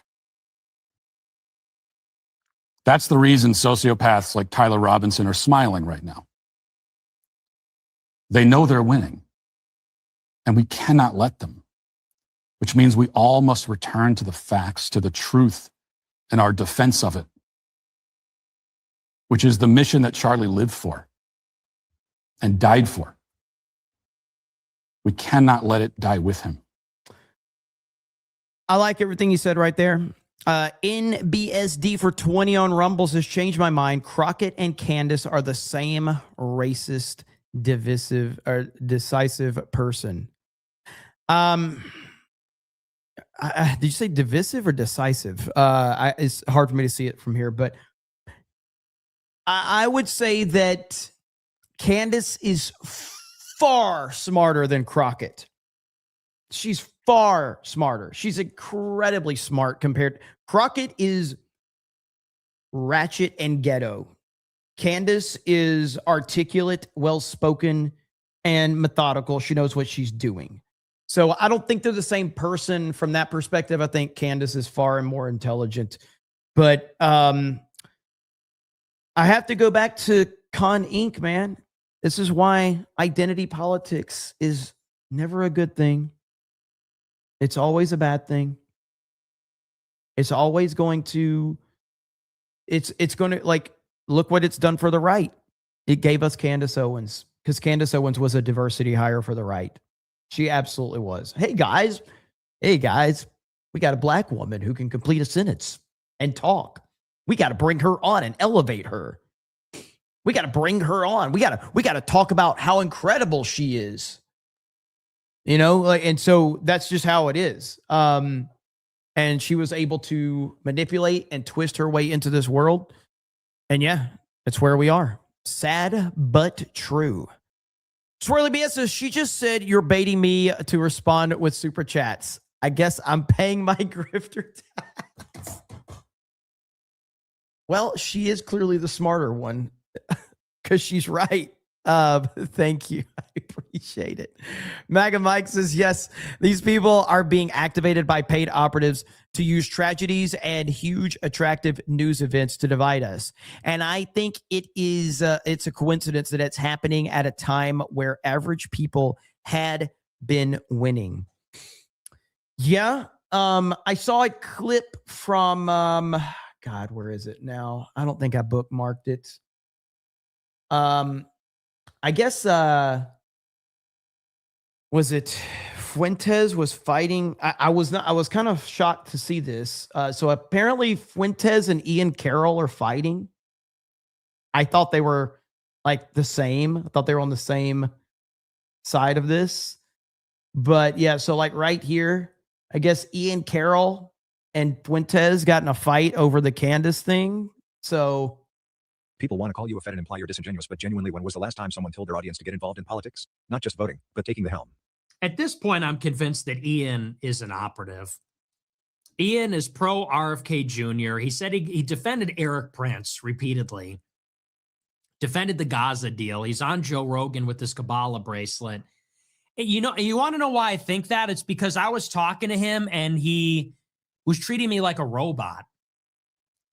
Because I texted Ian Carroll the other day and I said, you know what, man, fuck you. I said, I defended you. I said, when everybody was calling you. You know what, man, fuck you. Okay. You, an operative because of your Kabbalah bracelet and whatever. I said, I defended you. I said, and this is how you repay me. Here's one of the things. And by the way, this guy's hang on. This guy's like said it like 5 times. So 7K club, how many shekels you get paid? A lot. In fact, every time I highlight one of you dumb fucks, I get even more. Okay? I get even more. So every time you type 7K in the chat, they add another 1,000 to my 7K. Okay? So keep typing it. Okay, here we go. Disagree, and now you call me a fed. That's your go-to. It's not, I disagree with him, or I don't understand his position. It's, oh, he's a fed. Bro, don't make me into a groiper. I can't stand this dude. He has good takes like this once in a while, but he sucks. I'm not a Fuentes guy either. So, but I was shocked to see that him and Ian Carroll are fighting, because my suspicion on a lot of this, some people have been following this a lot longer than me. Okay.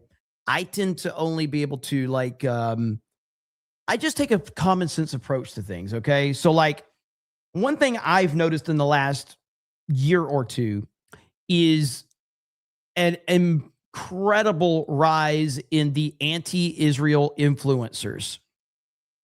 And the Ian Carroll crowd, Candace Owens leaned into it.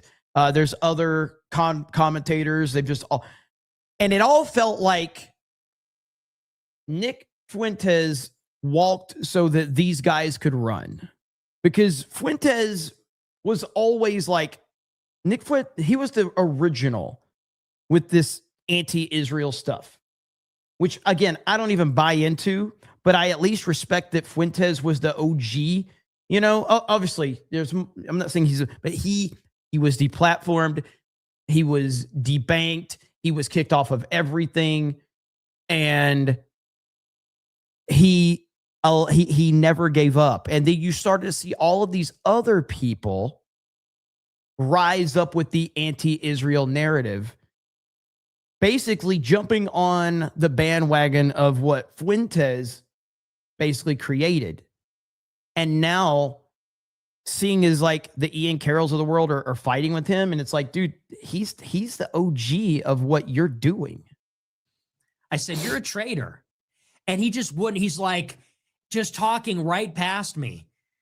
He's like, well, this isn't about you or me. This is about Charlie and blah, blah, blah. I'm like, no, it's about me because you're calling me a fed and you're a traitor.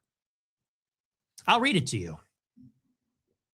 These people, like, something's not right with these people. I don't know what it is, but something's not right. I'll read you the conversation. And again, in my opinion, the thing that's not right is that they all are trying to benefit from the world that Nick Fuentes has created, the online world that this movement, this narrative that he has been focused on for years. They've all jumped on and taken full advantage of it. And that's what it feels like to me. They're all a bunch of phonies. And it was a very weird conversation. So I texted him. I said, you are a really disloyal person. I went to bat for you when people were calling you a fed. Now, because I disagree with you, you attack my credibility? Fuck you. He texted me. He said, watch the video. You're way out over your skis, man. Blatantly wrong, and it's hurting your credibility, whether I point it out or not.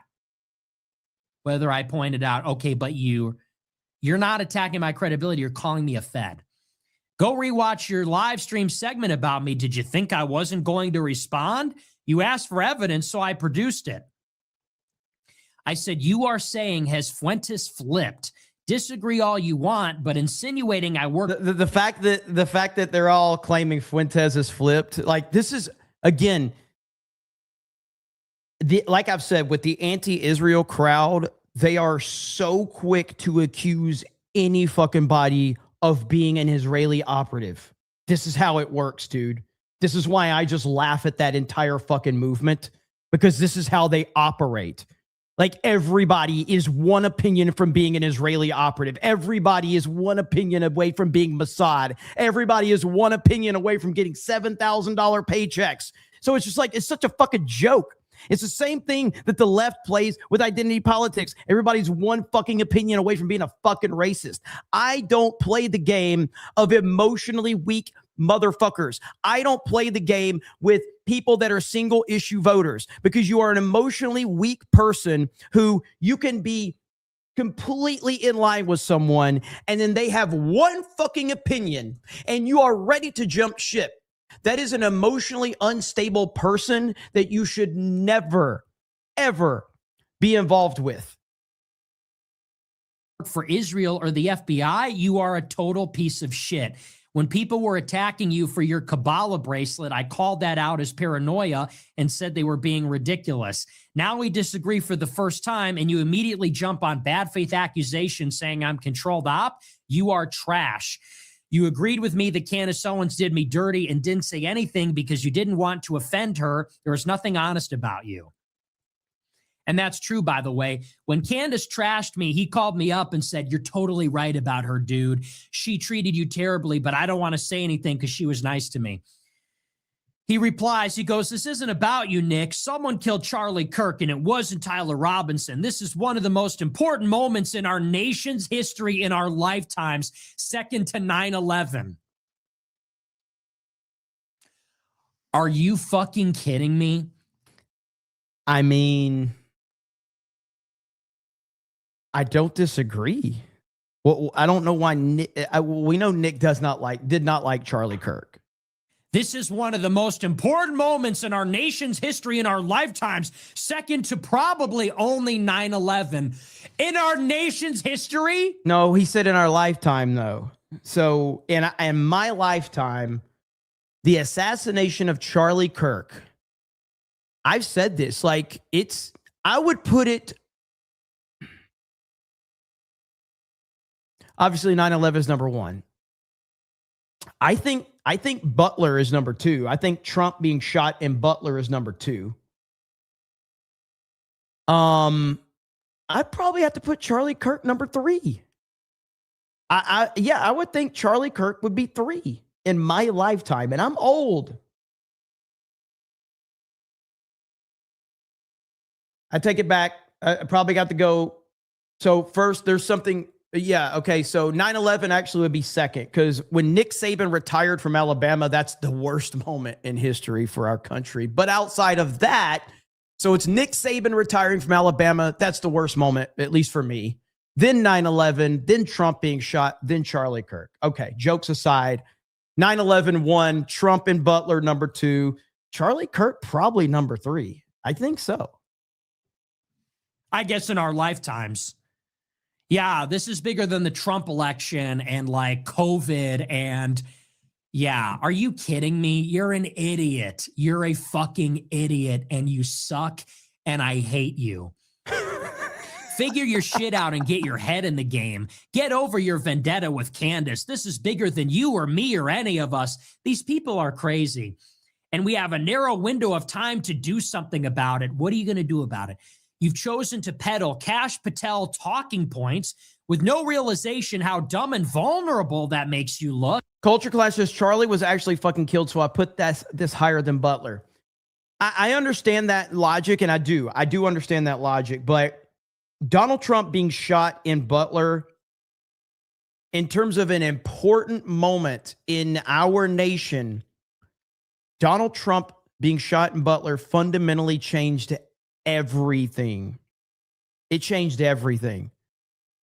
A head turn just a little bit. I don't know where we're at as a country. I don't know what happens.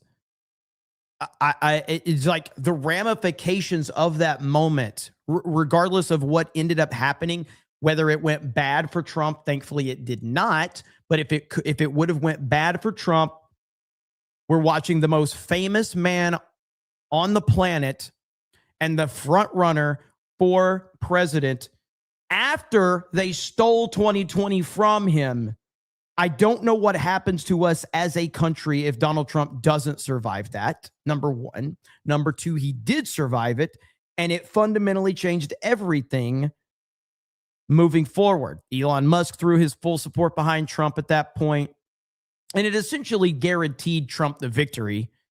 But Of course, he still got another assassination attempt, not shortly after that one. So I understand that Charlie losing his life does change the dynamics of that one, but I still think that history is going to look back on the assassination attempt on Trump and Butler as a historic moment in American history that we will remember forever. Same with Charlie. Look, he keeps saying I'm vulnerable, which to me indicates you're not familiar with the evidence in the first place. Assuming you're not blackmailed, I'm sure you'll grow through this and come out the other side, and I'll support the great work I'm sure you'll do on the other side of it. If you are blackmailed, I'll support you even more coming out the other side of it. Whatever's going on right now, well, I made a 2-hour video. I said, it's about me because you're accusing me of being compromised with no evidence because I disagree with you. You're talking past that because you know you're lying about it. Elon, Candace, Tucker. Yeah, so this is back and forth here. There's no need to list to the rest. But, I mean, I will say, Nick is the OG. Fuentes is kind of the OG of this new sphere of creators that are anti-Israel. And a lot of these people saw an opportunity to go anti-Israel because it was very good for clicks. Because even though what they've done is, because Fuentes was deplatformed, they built this narrative that you can't talk bad about Israel or you will be deplatformed. That's just not true. Nick Fuentes got deplatformed, wrongfully, by the way, but they built this narrative that you can't talk bad about Israel, you'll be deplatformed. That's just not true. Who else has been deplatformed for talking about Israel? Who? Specifically, who has been deplatformed specifically for talking bad about Israel? Who? Candace Owens literally became the #1 fucking podcast. Ian Carroll has got 2 million fucking followers. He hasn't been fucking deplatformed. So, like, who? And it's just a narrative built. But these guys that have come up through this, they don't actually have any respect for Nick Fuentes. They just tried to benefit from the world that he created. And they're using the platform that he built to try and get bigger than him while they're all platformed and he is still fighting to, grow. And I know he's on Rumble and Twitter and all that shit, but he's still got problems. Like, he can't get verified on Twitter, all of that. But that's that crowd, man. They are all about fighting and arguing and all of that. And then you got Candace right here. Candace just called Erica a dumb pageant queen who's so rich and elitist that she thinks people don't have the right to think. I said, look, of course, they're going to want to make sure they screen these questions. Like, she's going through a lot. Like, she's transitioning. She's doing this. I was like, I wouldn't want to be in her position. We're 3 months in now. Okay. We are still getting rehearsed answers. And I feel like what is missing from all of this is, I don't know, passion, normal passion, not this chat GBT. Mark of Reality for 50 says, I don't dislike Fuentes and I disagree with him on certain things too. It's called being a human. Relax, people. Also, my evil Zionist master told me that I disagree with Fuentes on the Jews. Thank you, Mark of Reality. Yeah, we just live in this world where people just, I don't know, man. There's people out there that think the moment that you bring my name up, people are like, oh, that guy's a fucking idiot because people hate me. There's people that hate everybody. The narrative out there about Fuentes is super negative unless you're one of his followers. But I think if you were to actually just listen to him, as I've done many times, he's got a lot of good points. He's got a lot of ridiculous points that I don't agree with at all. The only people that I wholeheartedly don't agree with are the Ben Shapiros of the world. I don't think Ben Shapiro is worth listening to. I think Ben Shapiro is a phony and a fucking fraud. I think he's a liar. I think that he does not care about America. I think every opinion out of his mouth is an anti-American, pro-Israel stance. I think that's all Ben Shapiro cares about. I didn't always feel that way, by the way. But Shapiro is awful. And he's losing so much support in the last year. because people see right through him. But Ben Shapiro was just as much anti-America as someone like Ilhan Omar is. He just knows how to hide it better, I guess, because he is a smart person. Ben Shapiro is obviously a very intelligent person, but he cares more about Israel than he will ever care about America. That's just the truth of it. But most people, I can listen to them. I can hear their takes and go, okay, well, I see where they're coming from here, or I can not see where they're coming from here. And so, yeah, I don't have a problem with listening to what Fuentes has to say on certain topics. Swirly BS dropped another super chat, and he says, she's laughing at me now, or she's laughing at me. Hang on. She's laughing at me, not with me right now. Literally. Don't forget about Mark Dice. Well, Mark Dice is awesome. I would argue Mark Dice is one of the most genuine content creators on the conservative side. He's not in it for the clout. He's not in it for being with Con Inc. He'll call things out. Yeah, I like Mark Dice a lot. So TBN says, I think of Mark Dice as you think of Ben Shapiro. Really? Why? Like, I'm not saying you can't, disagree with the guy, but I don't know, man. I like Mark Dice. I like him a lot. I don't know him for the record, but I'm just saying I like his content. Mega Mike says, just saying MTG and Candace seem like they were activated. My Alex Jones tinfoil hat is glowing. I don't know, man. Candace genuinely, and more people are saying it. I'm not saying I was the first person to say it. However, I don't remember when I said it. I don't recall hearing anyone else say it, but I'm not the first. But Candace Owens is a woman scorned. Like, I think she was in love with Charlie Kirk. I think she's jealous of Erica because she wanted to be Erica. She wants to be in the position of Erica. She wants the world to be, Candace wants the world to be treating her like Erica is being treated. They want everyone going, we're so sorry that you lost the love of your life, and you're going to take Turning Point USA, and we're going to help you, and we're going to support you, and it's going to change the world. It's going to change everything. That's the Candace wants to be in that position. That's my take from it. Do you feel conflicted being a fan of Mark while you're friends with Benny? No. I have plenty of friends who fight and don't like each other. I'm not friends with pussies, okay? So none of my friends are ever going to call me up and go, hey, man. Like, that's just not how it works. So it's not going to work with me anyway. If you call me up and tell me I can't talk to somebody or be a fan of somebody's content because I'm friends with somebody else, I'll just be like, fuck off. ACC says, been watching Terminal List season 1. I love it. I'm only halfway through episode 4. It's a combination of 24 and Jack Reacher. Pratt is so awesome in it. Terminal List is awesome. Terminal List is an excellent show. I haven't seen it. I mean, I saw it when it first came out. I would like to rewatch that.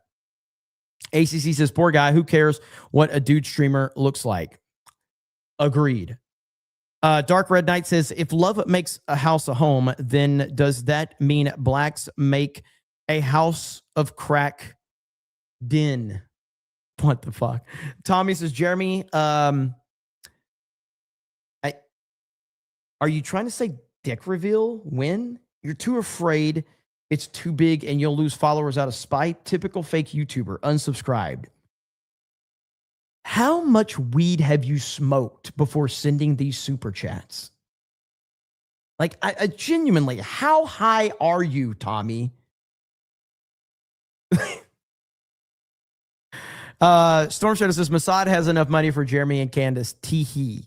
ACC says, but I'll say this. Imagine if Mahler did a face reveal and he's just a normal looking dude. It would totally remove the mystery because his voice and mask is epic. ACC says, Mahler's whole brand is not showing his face. ACC says, I'd support Mahler regardless because he's awesome. Steelstorm Gaming says, in my opinion, they are former leftists that want to destroy Charlie's legacy in order to keep the right from consoling around a true martyr. Bubba Doom says Pan Am Flight 103, Grenada, Iran hostage crisis, LA riots, 9/11 BLM, COVID, Butler, Kirk, all performed by leftists. If Bush did 9/11, he's been found to be a leftist. I think that George W. Bush is the single most useful idiot in our country's history. It's weird because, like, I don't think George W. Bush was a smart person, but he was an incredibly useful idiot. And he had the name, the family dynamic, and he had the good old boy country feel. Dick Cheney was the true evil of that administration, along with, what's his name? Fucking the architect, Karl Rove. Karl Rove and Dick Cheney were the keys to the George W. Bush administration, getting George W. Bush elected, and then, you know, everything that happened in that administration. Absolutely. Garbear 199 says, I was in high school in Florida when Stoneman Douglas shooting happened, and that impacted schools crazy. Let's see. Where are we at? Thrash Vice's name. Let's see. Hang on. Where did it go? Name 3 branches of the government, Jeremy. 199. You just named it. 199. Benny. Oh, you're back. Good Lord. Dude, why is it? All right. Why is it every fucking time Benny's name comes up, you complain like I'm going to not bring him up? I don't understand it. Make it make sense. This guy hates Benny more than Kathy Griffin hates Trump. It's insane. Does anyone have $5 on Cash App? Hang on. I got to do it because this guy came into the chat. Hang on. I got to fucking pull it up. Hang on. I just want to pull up Benny Johnson's video where he's like, what's up? What's up? It's your boy Benny. Let me find a Benny Johnson video.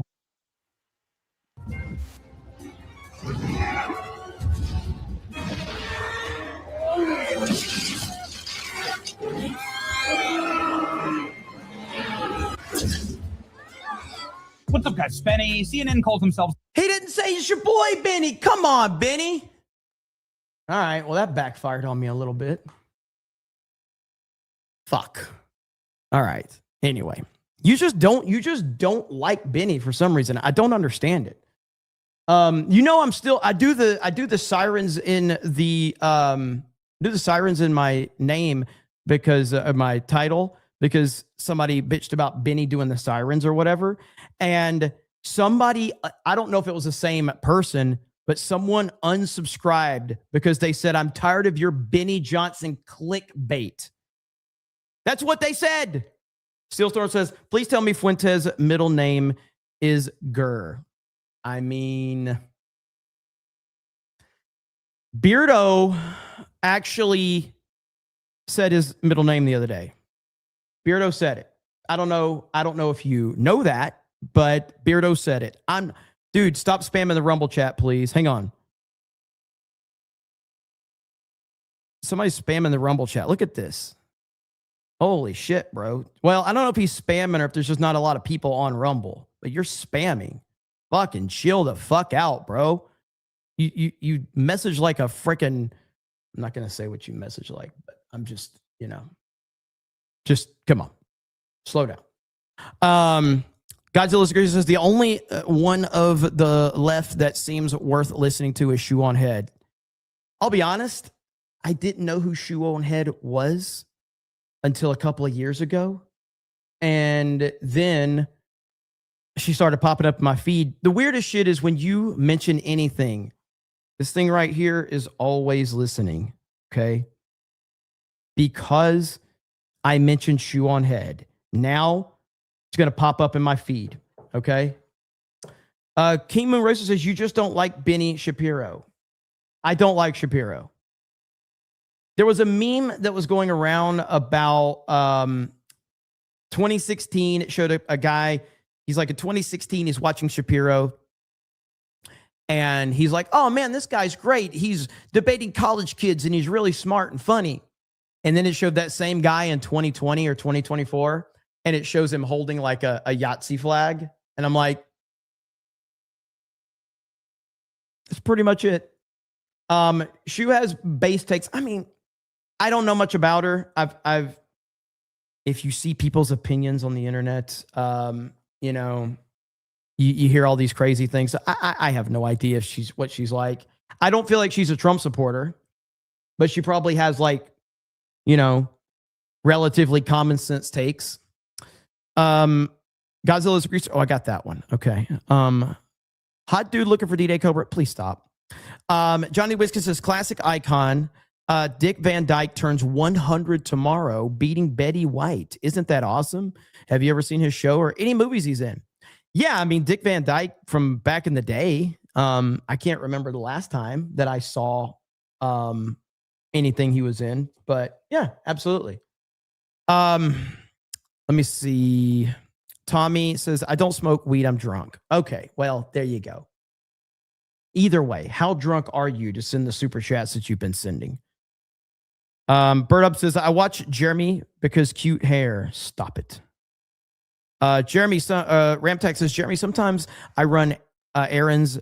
I run night errands in my wife's Tesla and project your stream on the windshield, phone on the dash, cruising on FSD.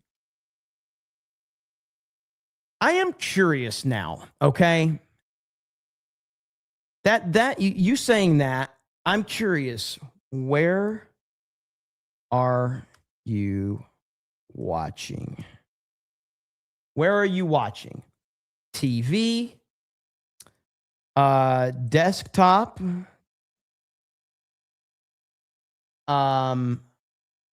tablet, or a phone?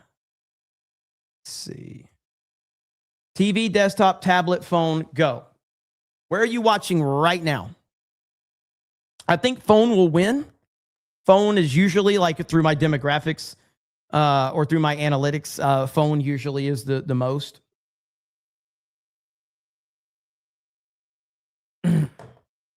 Let's see.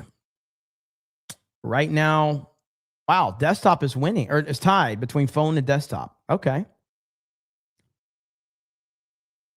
What about laptop? I probably should have said laptop, but I consider laptop desktop. So I consider that kind of the same thing. Interesting. So 17% of you on TV. I've been watching more YouTube on my TV than I used to recently.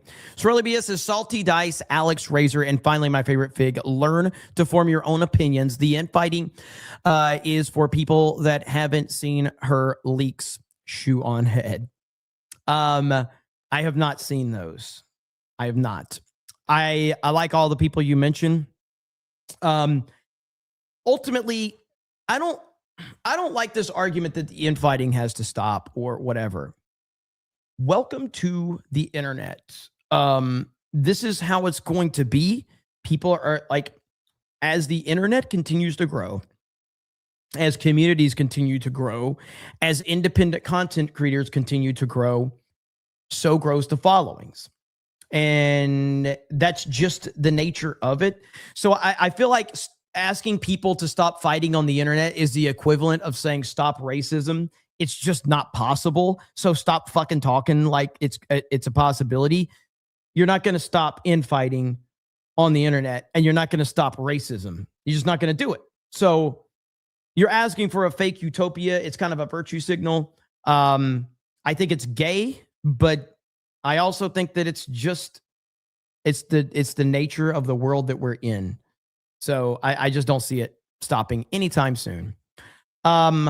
Johnny Witzkin says, I keep seeing black on white violence videos. A white autistic kid was stabbed in the face, called him white bitch. I call violent blacks the N-word. I'm so mad. I want blacks deported. Well, I mean, you're going to see a lot of anything on the internet. So, I mean, there's a lot of bad shit everywhere. Mod Eric says, you may have worked retail, but can you drive a forklift? You damn right I can. While listening to George Strait. Ilhan Omar worth went from 65K to 2,000 to 30 million in 2025. You do not get through that through legal means. From 2023, she gained 3,500% in 2 freaking years. Yeah, that's a little sus. That's a little sus. Did you see Crowder lecture Piers on an interview? I did not. Is there a clip of that? Now I got to look this up. Let's see. Crowder Piers. Okay, let's see here. Now I mean I know he was supposed to be on. There's a 2-minute clip. There's looking for a longer clip, maybe. Let's see. 4 hours ago. 7. I guess I may have to go to YouTube. Let's see. What is this? Let me just go to Piers Morgan's YouTube. Yeah, I guess it was Thursdays when he was supposed to be on, but I didn't. Piers Morgan. Let's see. Oh, okay.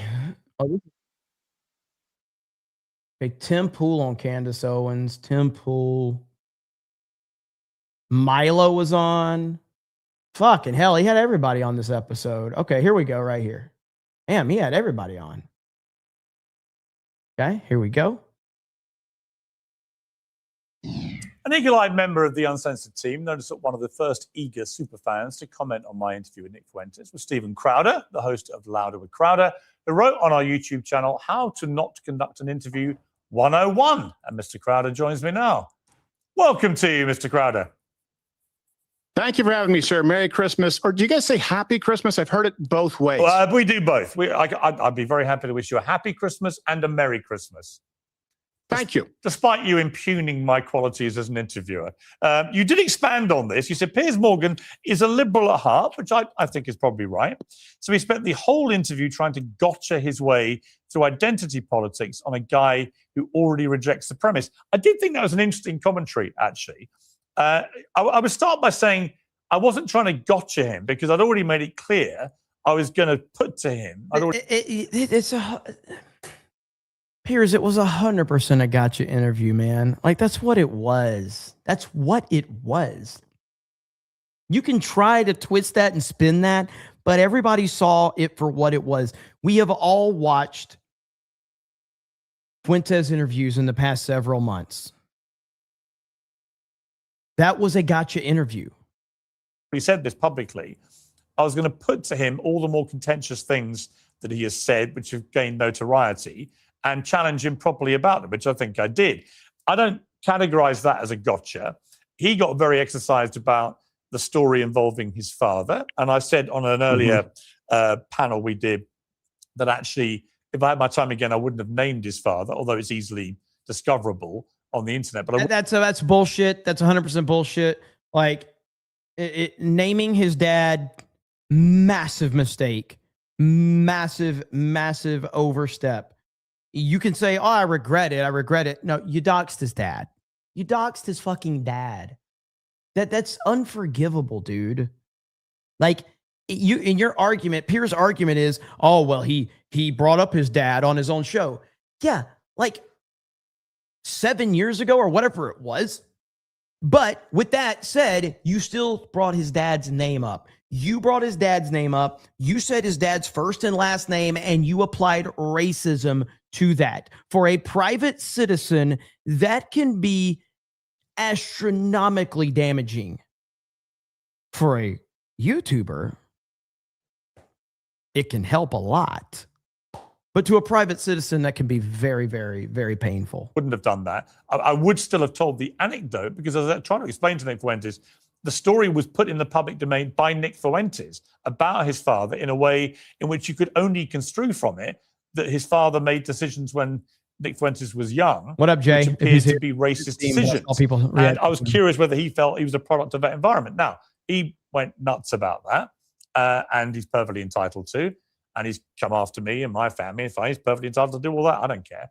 But I was curious why you felt that I was playing gotcha with him and not just actually, I think, doing my job as a journalist and just challenging him about the more contentious things that he said. Yeah, well, here's the thing. I don't think you challenged him on the most contentious things. And by the way, it's not an impugnment of your character. It's a different interviewing style, right? I think that trying to shame someone like Nick Fuentes for being racist, for being a misogynist, like that's a layup for him. He's already been accused of that, and I don't think it's very fruitful. I mean, I don't want to conflate gotcha with challenging. So I would say, by the way, yeah, if he's going after your family, Nick Fuentes, if you're watching, strongly condemn that from your audience if anything is happening out of line. But I also would say, when the guy makes a good point and says, hey, you know what, my dad's not here to defend himself. Could we move on from that? Don't do it 6 more times. Yeah. But I counted 6 times, and you're not able to get to where you actually have disagreements. Absolutely. See, when I sat down with Nick, and yeah, I played his clips back. People could argue that it was tedious, but I would play a 1.5-minute clip, a 2-minute clip, because I wanted to show it in context. And I was able to actually lay out, we were actually able to contrast our policy, our prescription differences, where people know. And so I think if you... Michelle says, I like Benny. Oh, I'm behind. Michelle, I did this. She may not be listening at the moment. She says, I like Benny. Oh, I'm behind. I did this on I was watching Gary's stream the other day. This is like a couple weeks ago or whatever. And I didn't realize I was behind. I just turned Gary's stream on. And for some reason, I clicked off of Gary's stream. I had something to do, and I go back to the stream. But when I went back to the stream, it put me back to where I was originally watching. Okay. So I'm watching Gary, and I start commenting about what I hear Gary talking about. But then I look in the chat, and everybody's responding to something completely different. And I'm going, what the fuck is happening? Like, everybody's like, hey, Jeremy 199, whatever. But I'm like, nobody's talking about what I'm talking about. And I'm like, fuck. It's like, damn it. Now I feel stupid. Anyway, continuing on. I see Michelle. What's up? Go after, father being racist. I don't even know that you would construe his father's being racist because he doesn't like Applebee's. No one likes Applebee's. No one likes Olive Garden. Hang on. That's not what he said. He literally told the story that his father didn't like that particular restaurant chain or others because they were known for black fare. Sure. Well, that's racist. It's a fucking joke, probably. Like, again, if we got any Fuentes watchers, that clip that Piers pulled up, the clip that Piers pulled up of Fuentes talking about his dad, that looked like a very old clip of Fuentes. It looked like from several years ago, long time ago. I don't know how many years ago it was, but I like this. There was one point where I don't remember who he was talking to. I think it might have been Crowder. I don't remember exactly.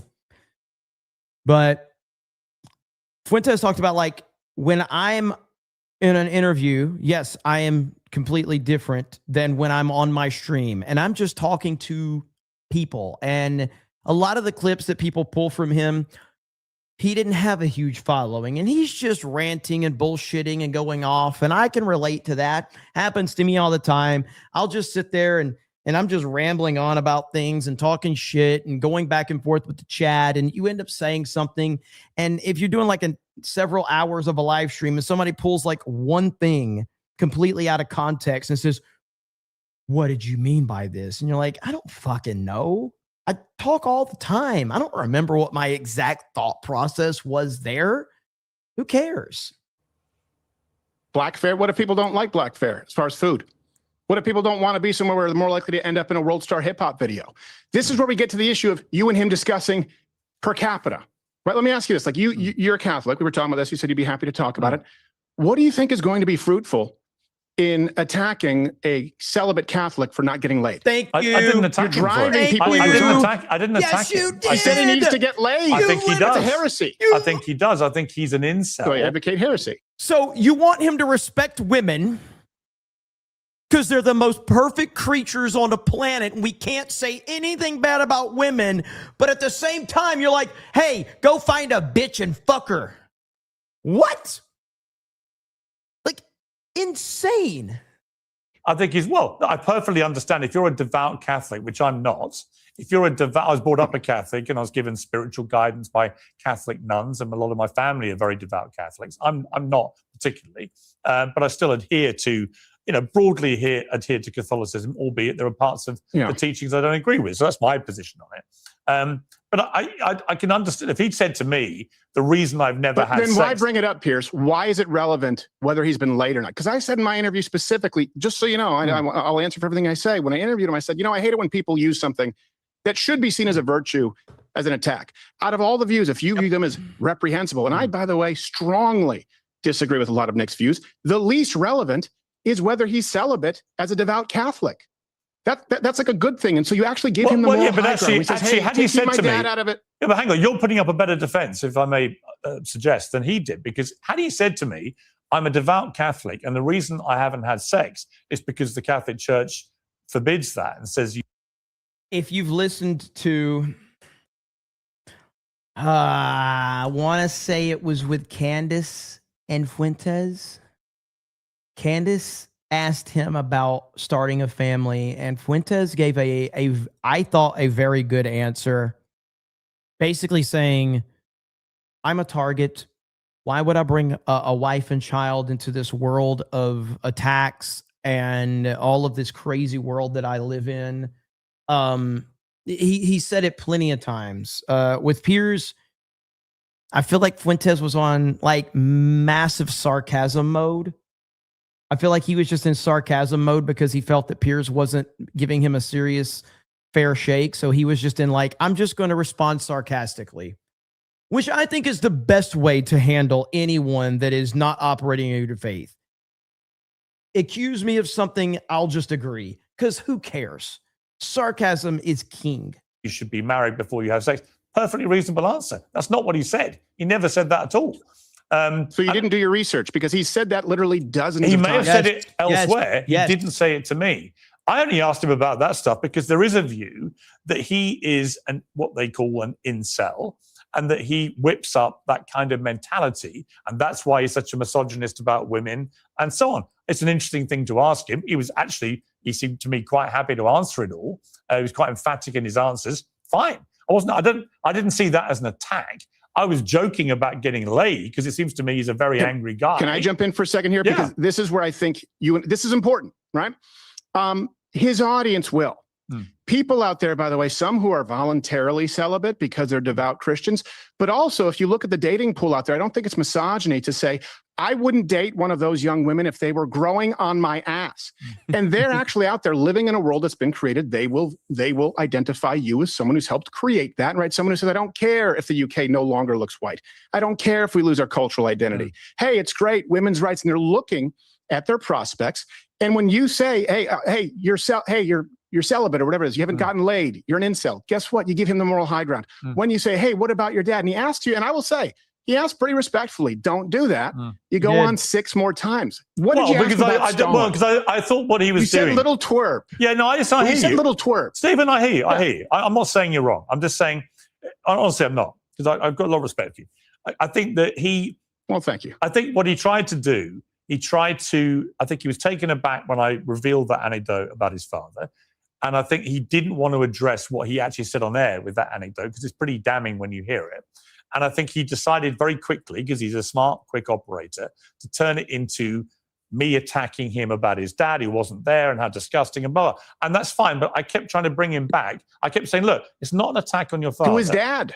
Well, I wasn't attacking his dad. I was saying, if you tell a story which looks to the world when they hear it, that you're saying your father was racist, can that have an influence on you as you grow up? That was the question I was making. I didn't want him getting off the hook of answering that question about his environment, having heard him in his own words put that story out there.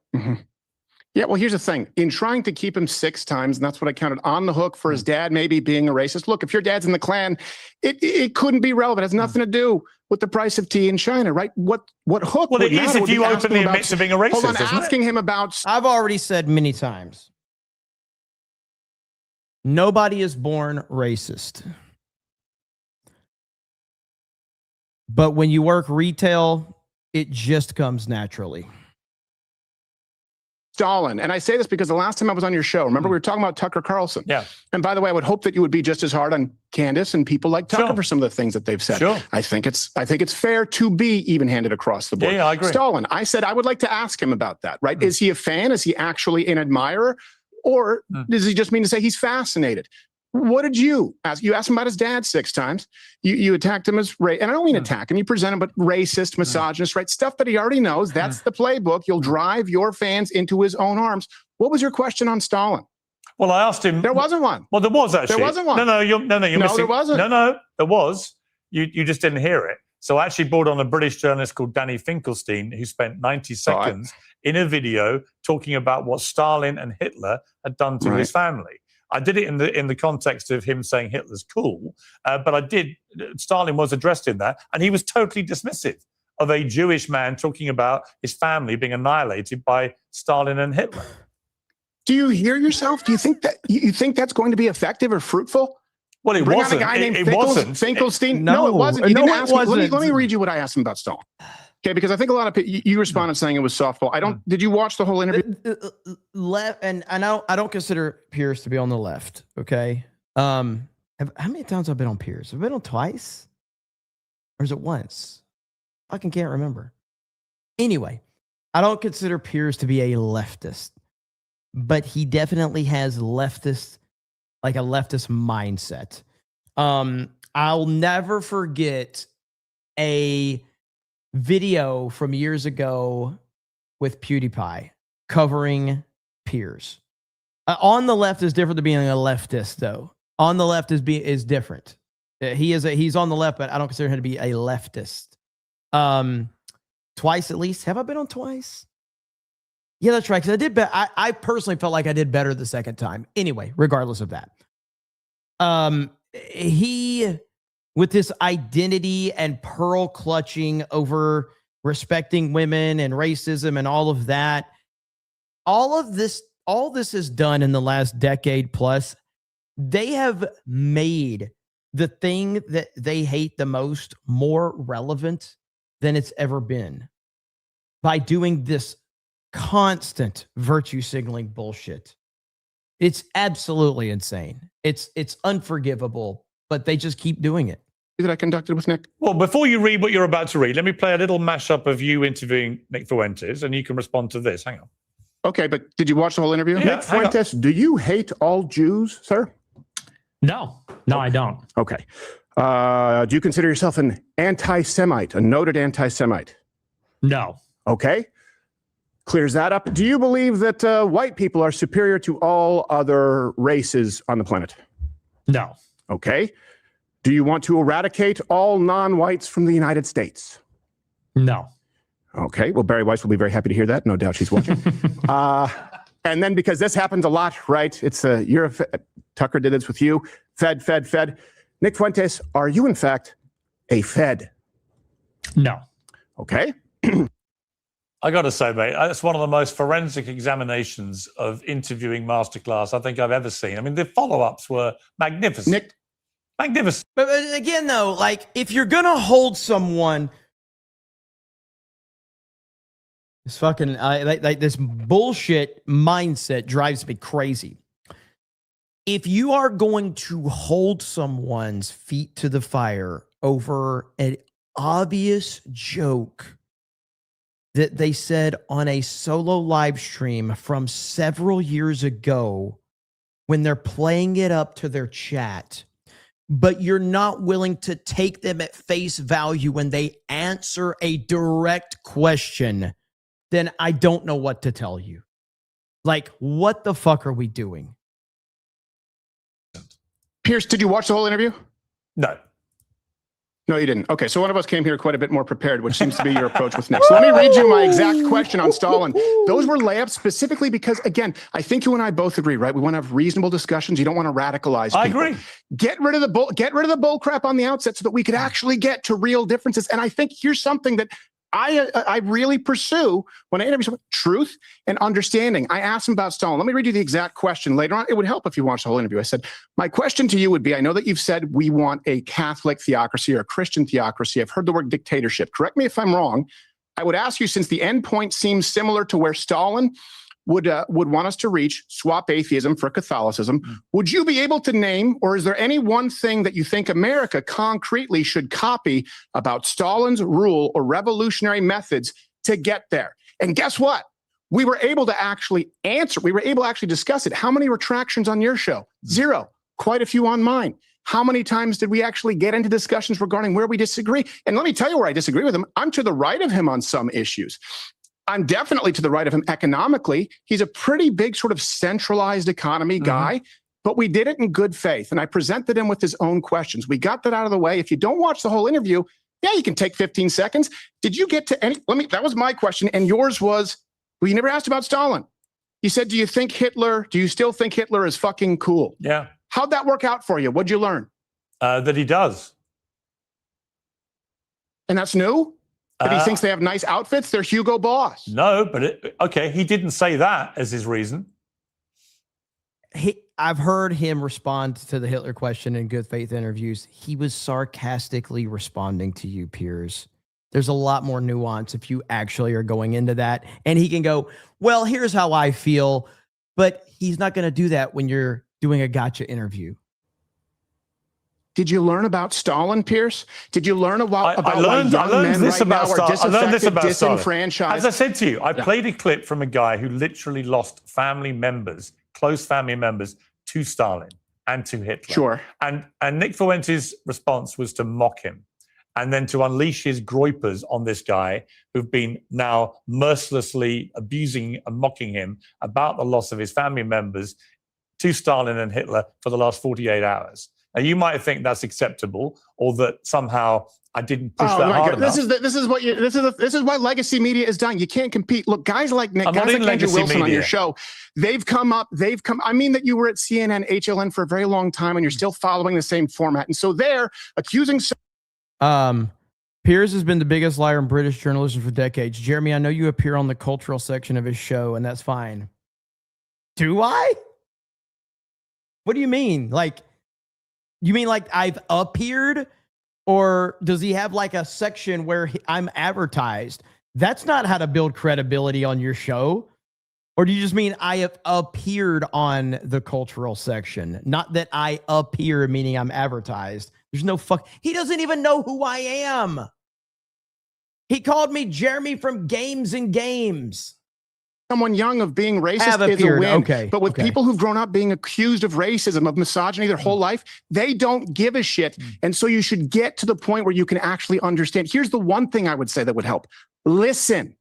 You weren't listening to the guy, so you're not even able to lay out where you disagree and your own audience. Well, I don't think you heard that. I don't think you could have heard the whole interview. I hear you. Either. It's okay, Tommy, I'm going to go and listen to yours every in full. last second, pillar to post. Okay, but look, for 2 hours I talked to the guy. I came with an open mind. I wanted to know whether it was performative, whether he did these things, whether he said things as a joke, whether if he did and it blew up, he regretted any of them, or whether he really means this stuff. Whenever you see me appear on Piers Morgan, you just have to remember, Drinker or Gary wasn't available. That's the only time I'm going to appear. All right? It's okay. So. And I learned a lot more about Nick Fuentes in the 2 hours than I knew before. You probably knew it all already because you've interviewed him before. I haven't. It's the first time I've never interviewed him before. This was my first time I've ever spoken with him or interacted with him whatsoever. I did do my research, and I already knew what his stance was on Stalin. I already knew how he clarified it. I already knew his stance on racism. And here's what I would say, if I'm being as accurate as I can be, right, for the general populace. I think most people, if they listen to Nick Fuentes, his views on race and crime, they'd say, okay, someone like that has a case. Certainly any men under the age of 25. I think a lot of people would broad strokes categorize it as anti-Semitic. We were able to get into that. I was able to communicate that I thought Islamic immigration is a greater threat than global Jewry. And guess what? He disagreed, but we understood each other. You don't de-radicalize people by marginalizing everyone who actually makes good points, by spending 6 follow-up questions on a racist dad, by accusing them of not getting laid and calling them twerps. Stephen, here's what I'll concede. Like I did with the initial reaction that you did. I will concede I didn't get him. I mean, other than him saying, I believe now, actually, in a satirical way.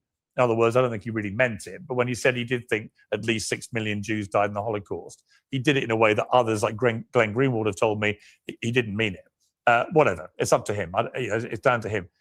I don't think I don't think I got anywhere with Nick Fuentes. I don't think I got anywhere to him changing his mind about anything. I certainly didn't. No, but do you know what happened? Do you know what happened? Fuentes gained a ton of exposure and a ton of new fans, all because of your interview, Piers.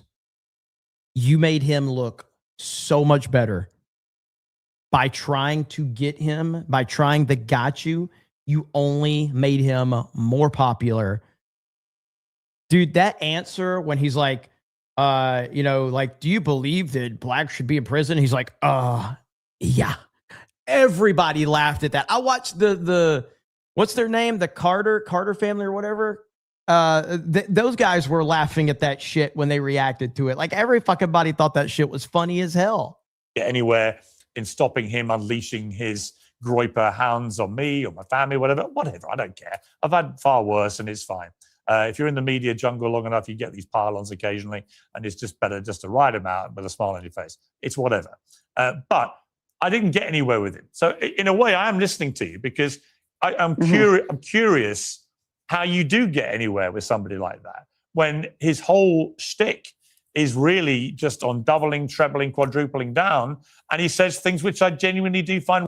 Is it Cartier? Is that how you say him? Cartier family? Those guys are great. I've been watching them forever. I can never know how to pronounce their name. Really offensive. When he talks about women in the way that he does, it is really offensive.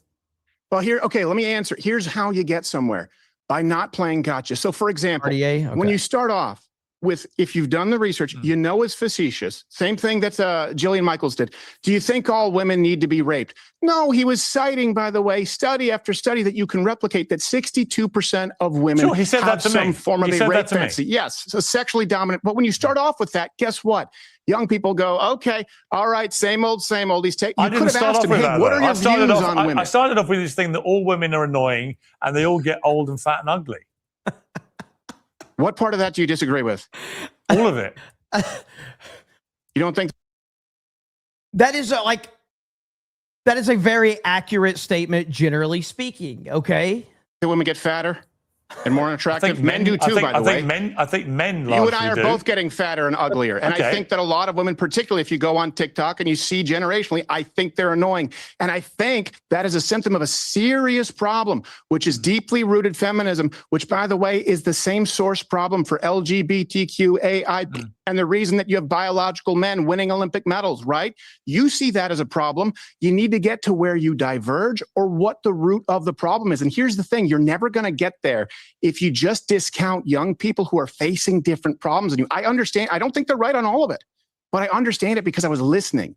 I think you could have listened to him better. If your goal is the pursuit of truth, and actually, and I would imagine your goal, if you think his views are abhorrent, by the way, and I think some of them are. So if your goal is to peel some of those people off, give him the floor to explain context so that you can contrast it.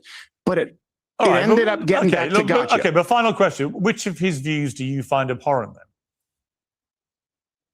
Well, when he talks about, for example, I would say wrong. I would say wrong, the idea of global Jewry, and I told him that. The idea that massive third world immigration, particularly from Islamic countries, that largely rests at the feet of the Jews. I think it rests at the feet of these Islamic nations, of these third world nations that I would call crap holes, and that's considered a more offensive view. I think it's a problem, for example, when you ask him if he's a racist, he's going to answer yes.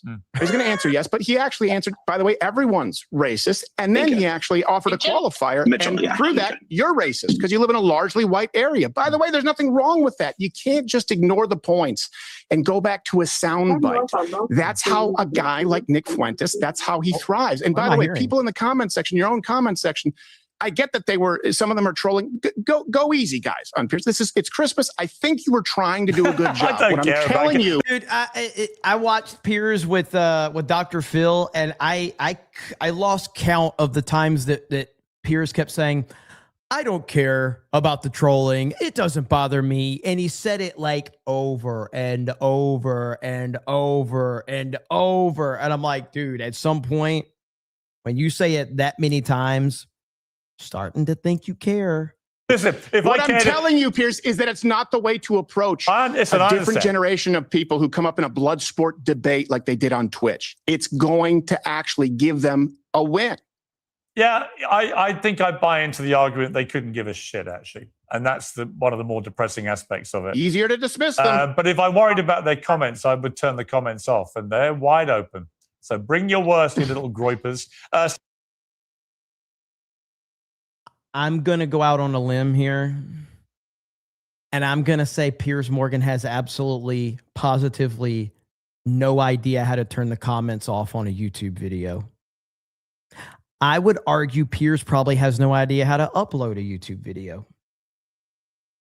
Stephen Crowder, Merry Christmas to you. Always good to have you on. And I enjoy our Happy conversations Christmas. about these things. I think I get stuff out of them. I hope you do too. We always have an interesting chat. So thank you. All right. Well, that was it wasn't as contentious as I was hoping, but it was still good. It was a good conversation. It was a good back and forth. And again, I really like Stephen Crowder. I'm starting to like him a lot more. Tommy says, pee pee poo poo man. Let's see. Nader's channel says, I'll watch on Android like a non-gay should. Android for life, baby. Android for life. Okay? We don't deal with that iPhone BS around here. Android forever. Jeeping Baylor says, did you see the Crowder? Oh, yeah, there it is.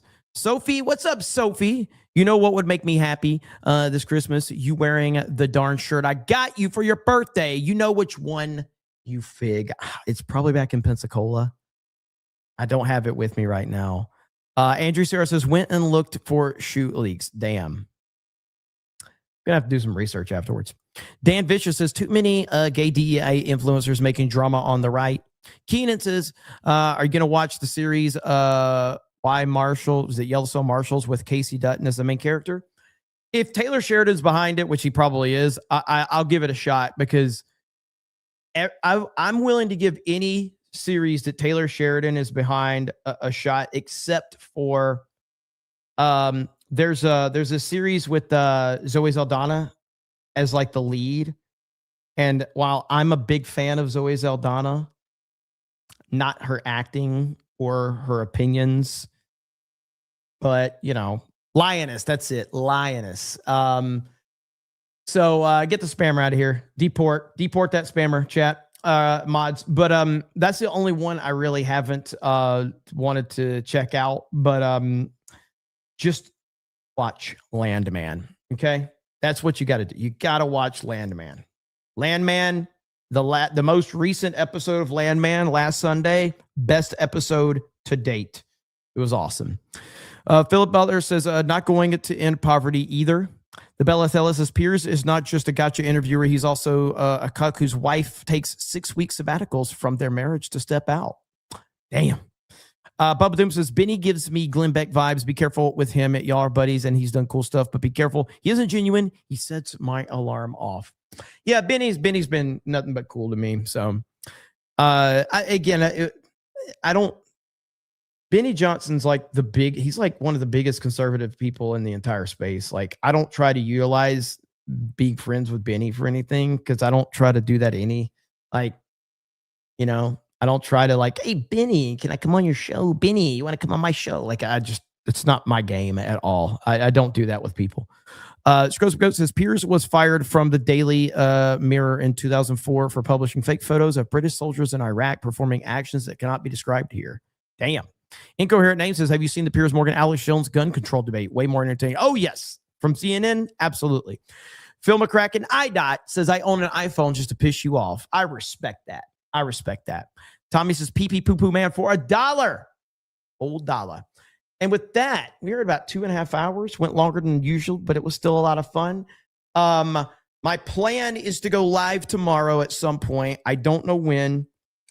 I also am going to talk to Beardo, trying to see if we might can cover Cena's last match over on Locals. We'll probably do the stream on YouTube members as well, but we won't be able to show the footage over there. I got to talk to Beardo. I got to see what we can do. We're going to try to work it out. And then I'll be doing a gaming stream late tomorrow night as well. So I'll keep you guys posted on Locals who are still over there and the YouTube members tier 2 on the main YouTube channel, Main Geeks and Gamers. So JW says, I sent you a Christmas present. Thank you. So the P.O. Box, I appreciate that. I'll have to check that out. ACC says, I have an iPhone, Apple Watch, and a Mac. I'm a Mac pig. Well, I will be back tomorrow. So Dr. Tips says, even this Crowder thin is making Nick bigger. There we have it. Let's see. So it says, I use the superior Apple product, the iPod Touch. I hate Apple products, but a lot of people like them. So there it is. I'm going to give you guys the Sabaton outro. All right. As requested earlier in the show by Kate. So I'll see you guys tomorrow. Thank you so much for all the support. You guys have a good evening, and we will talk to you later. Bye, everyone.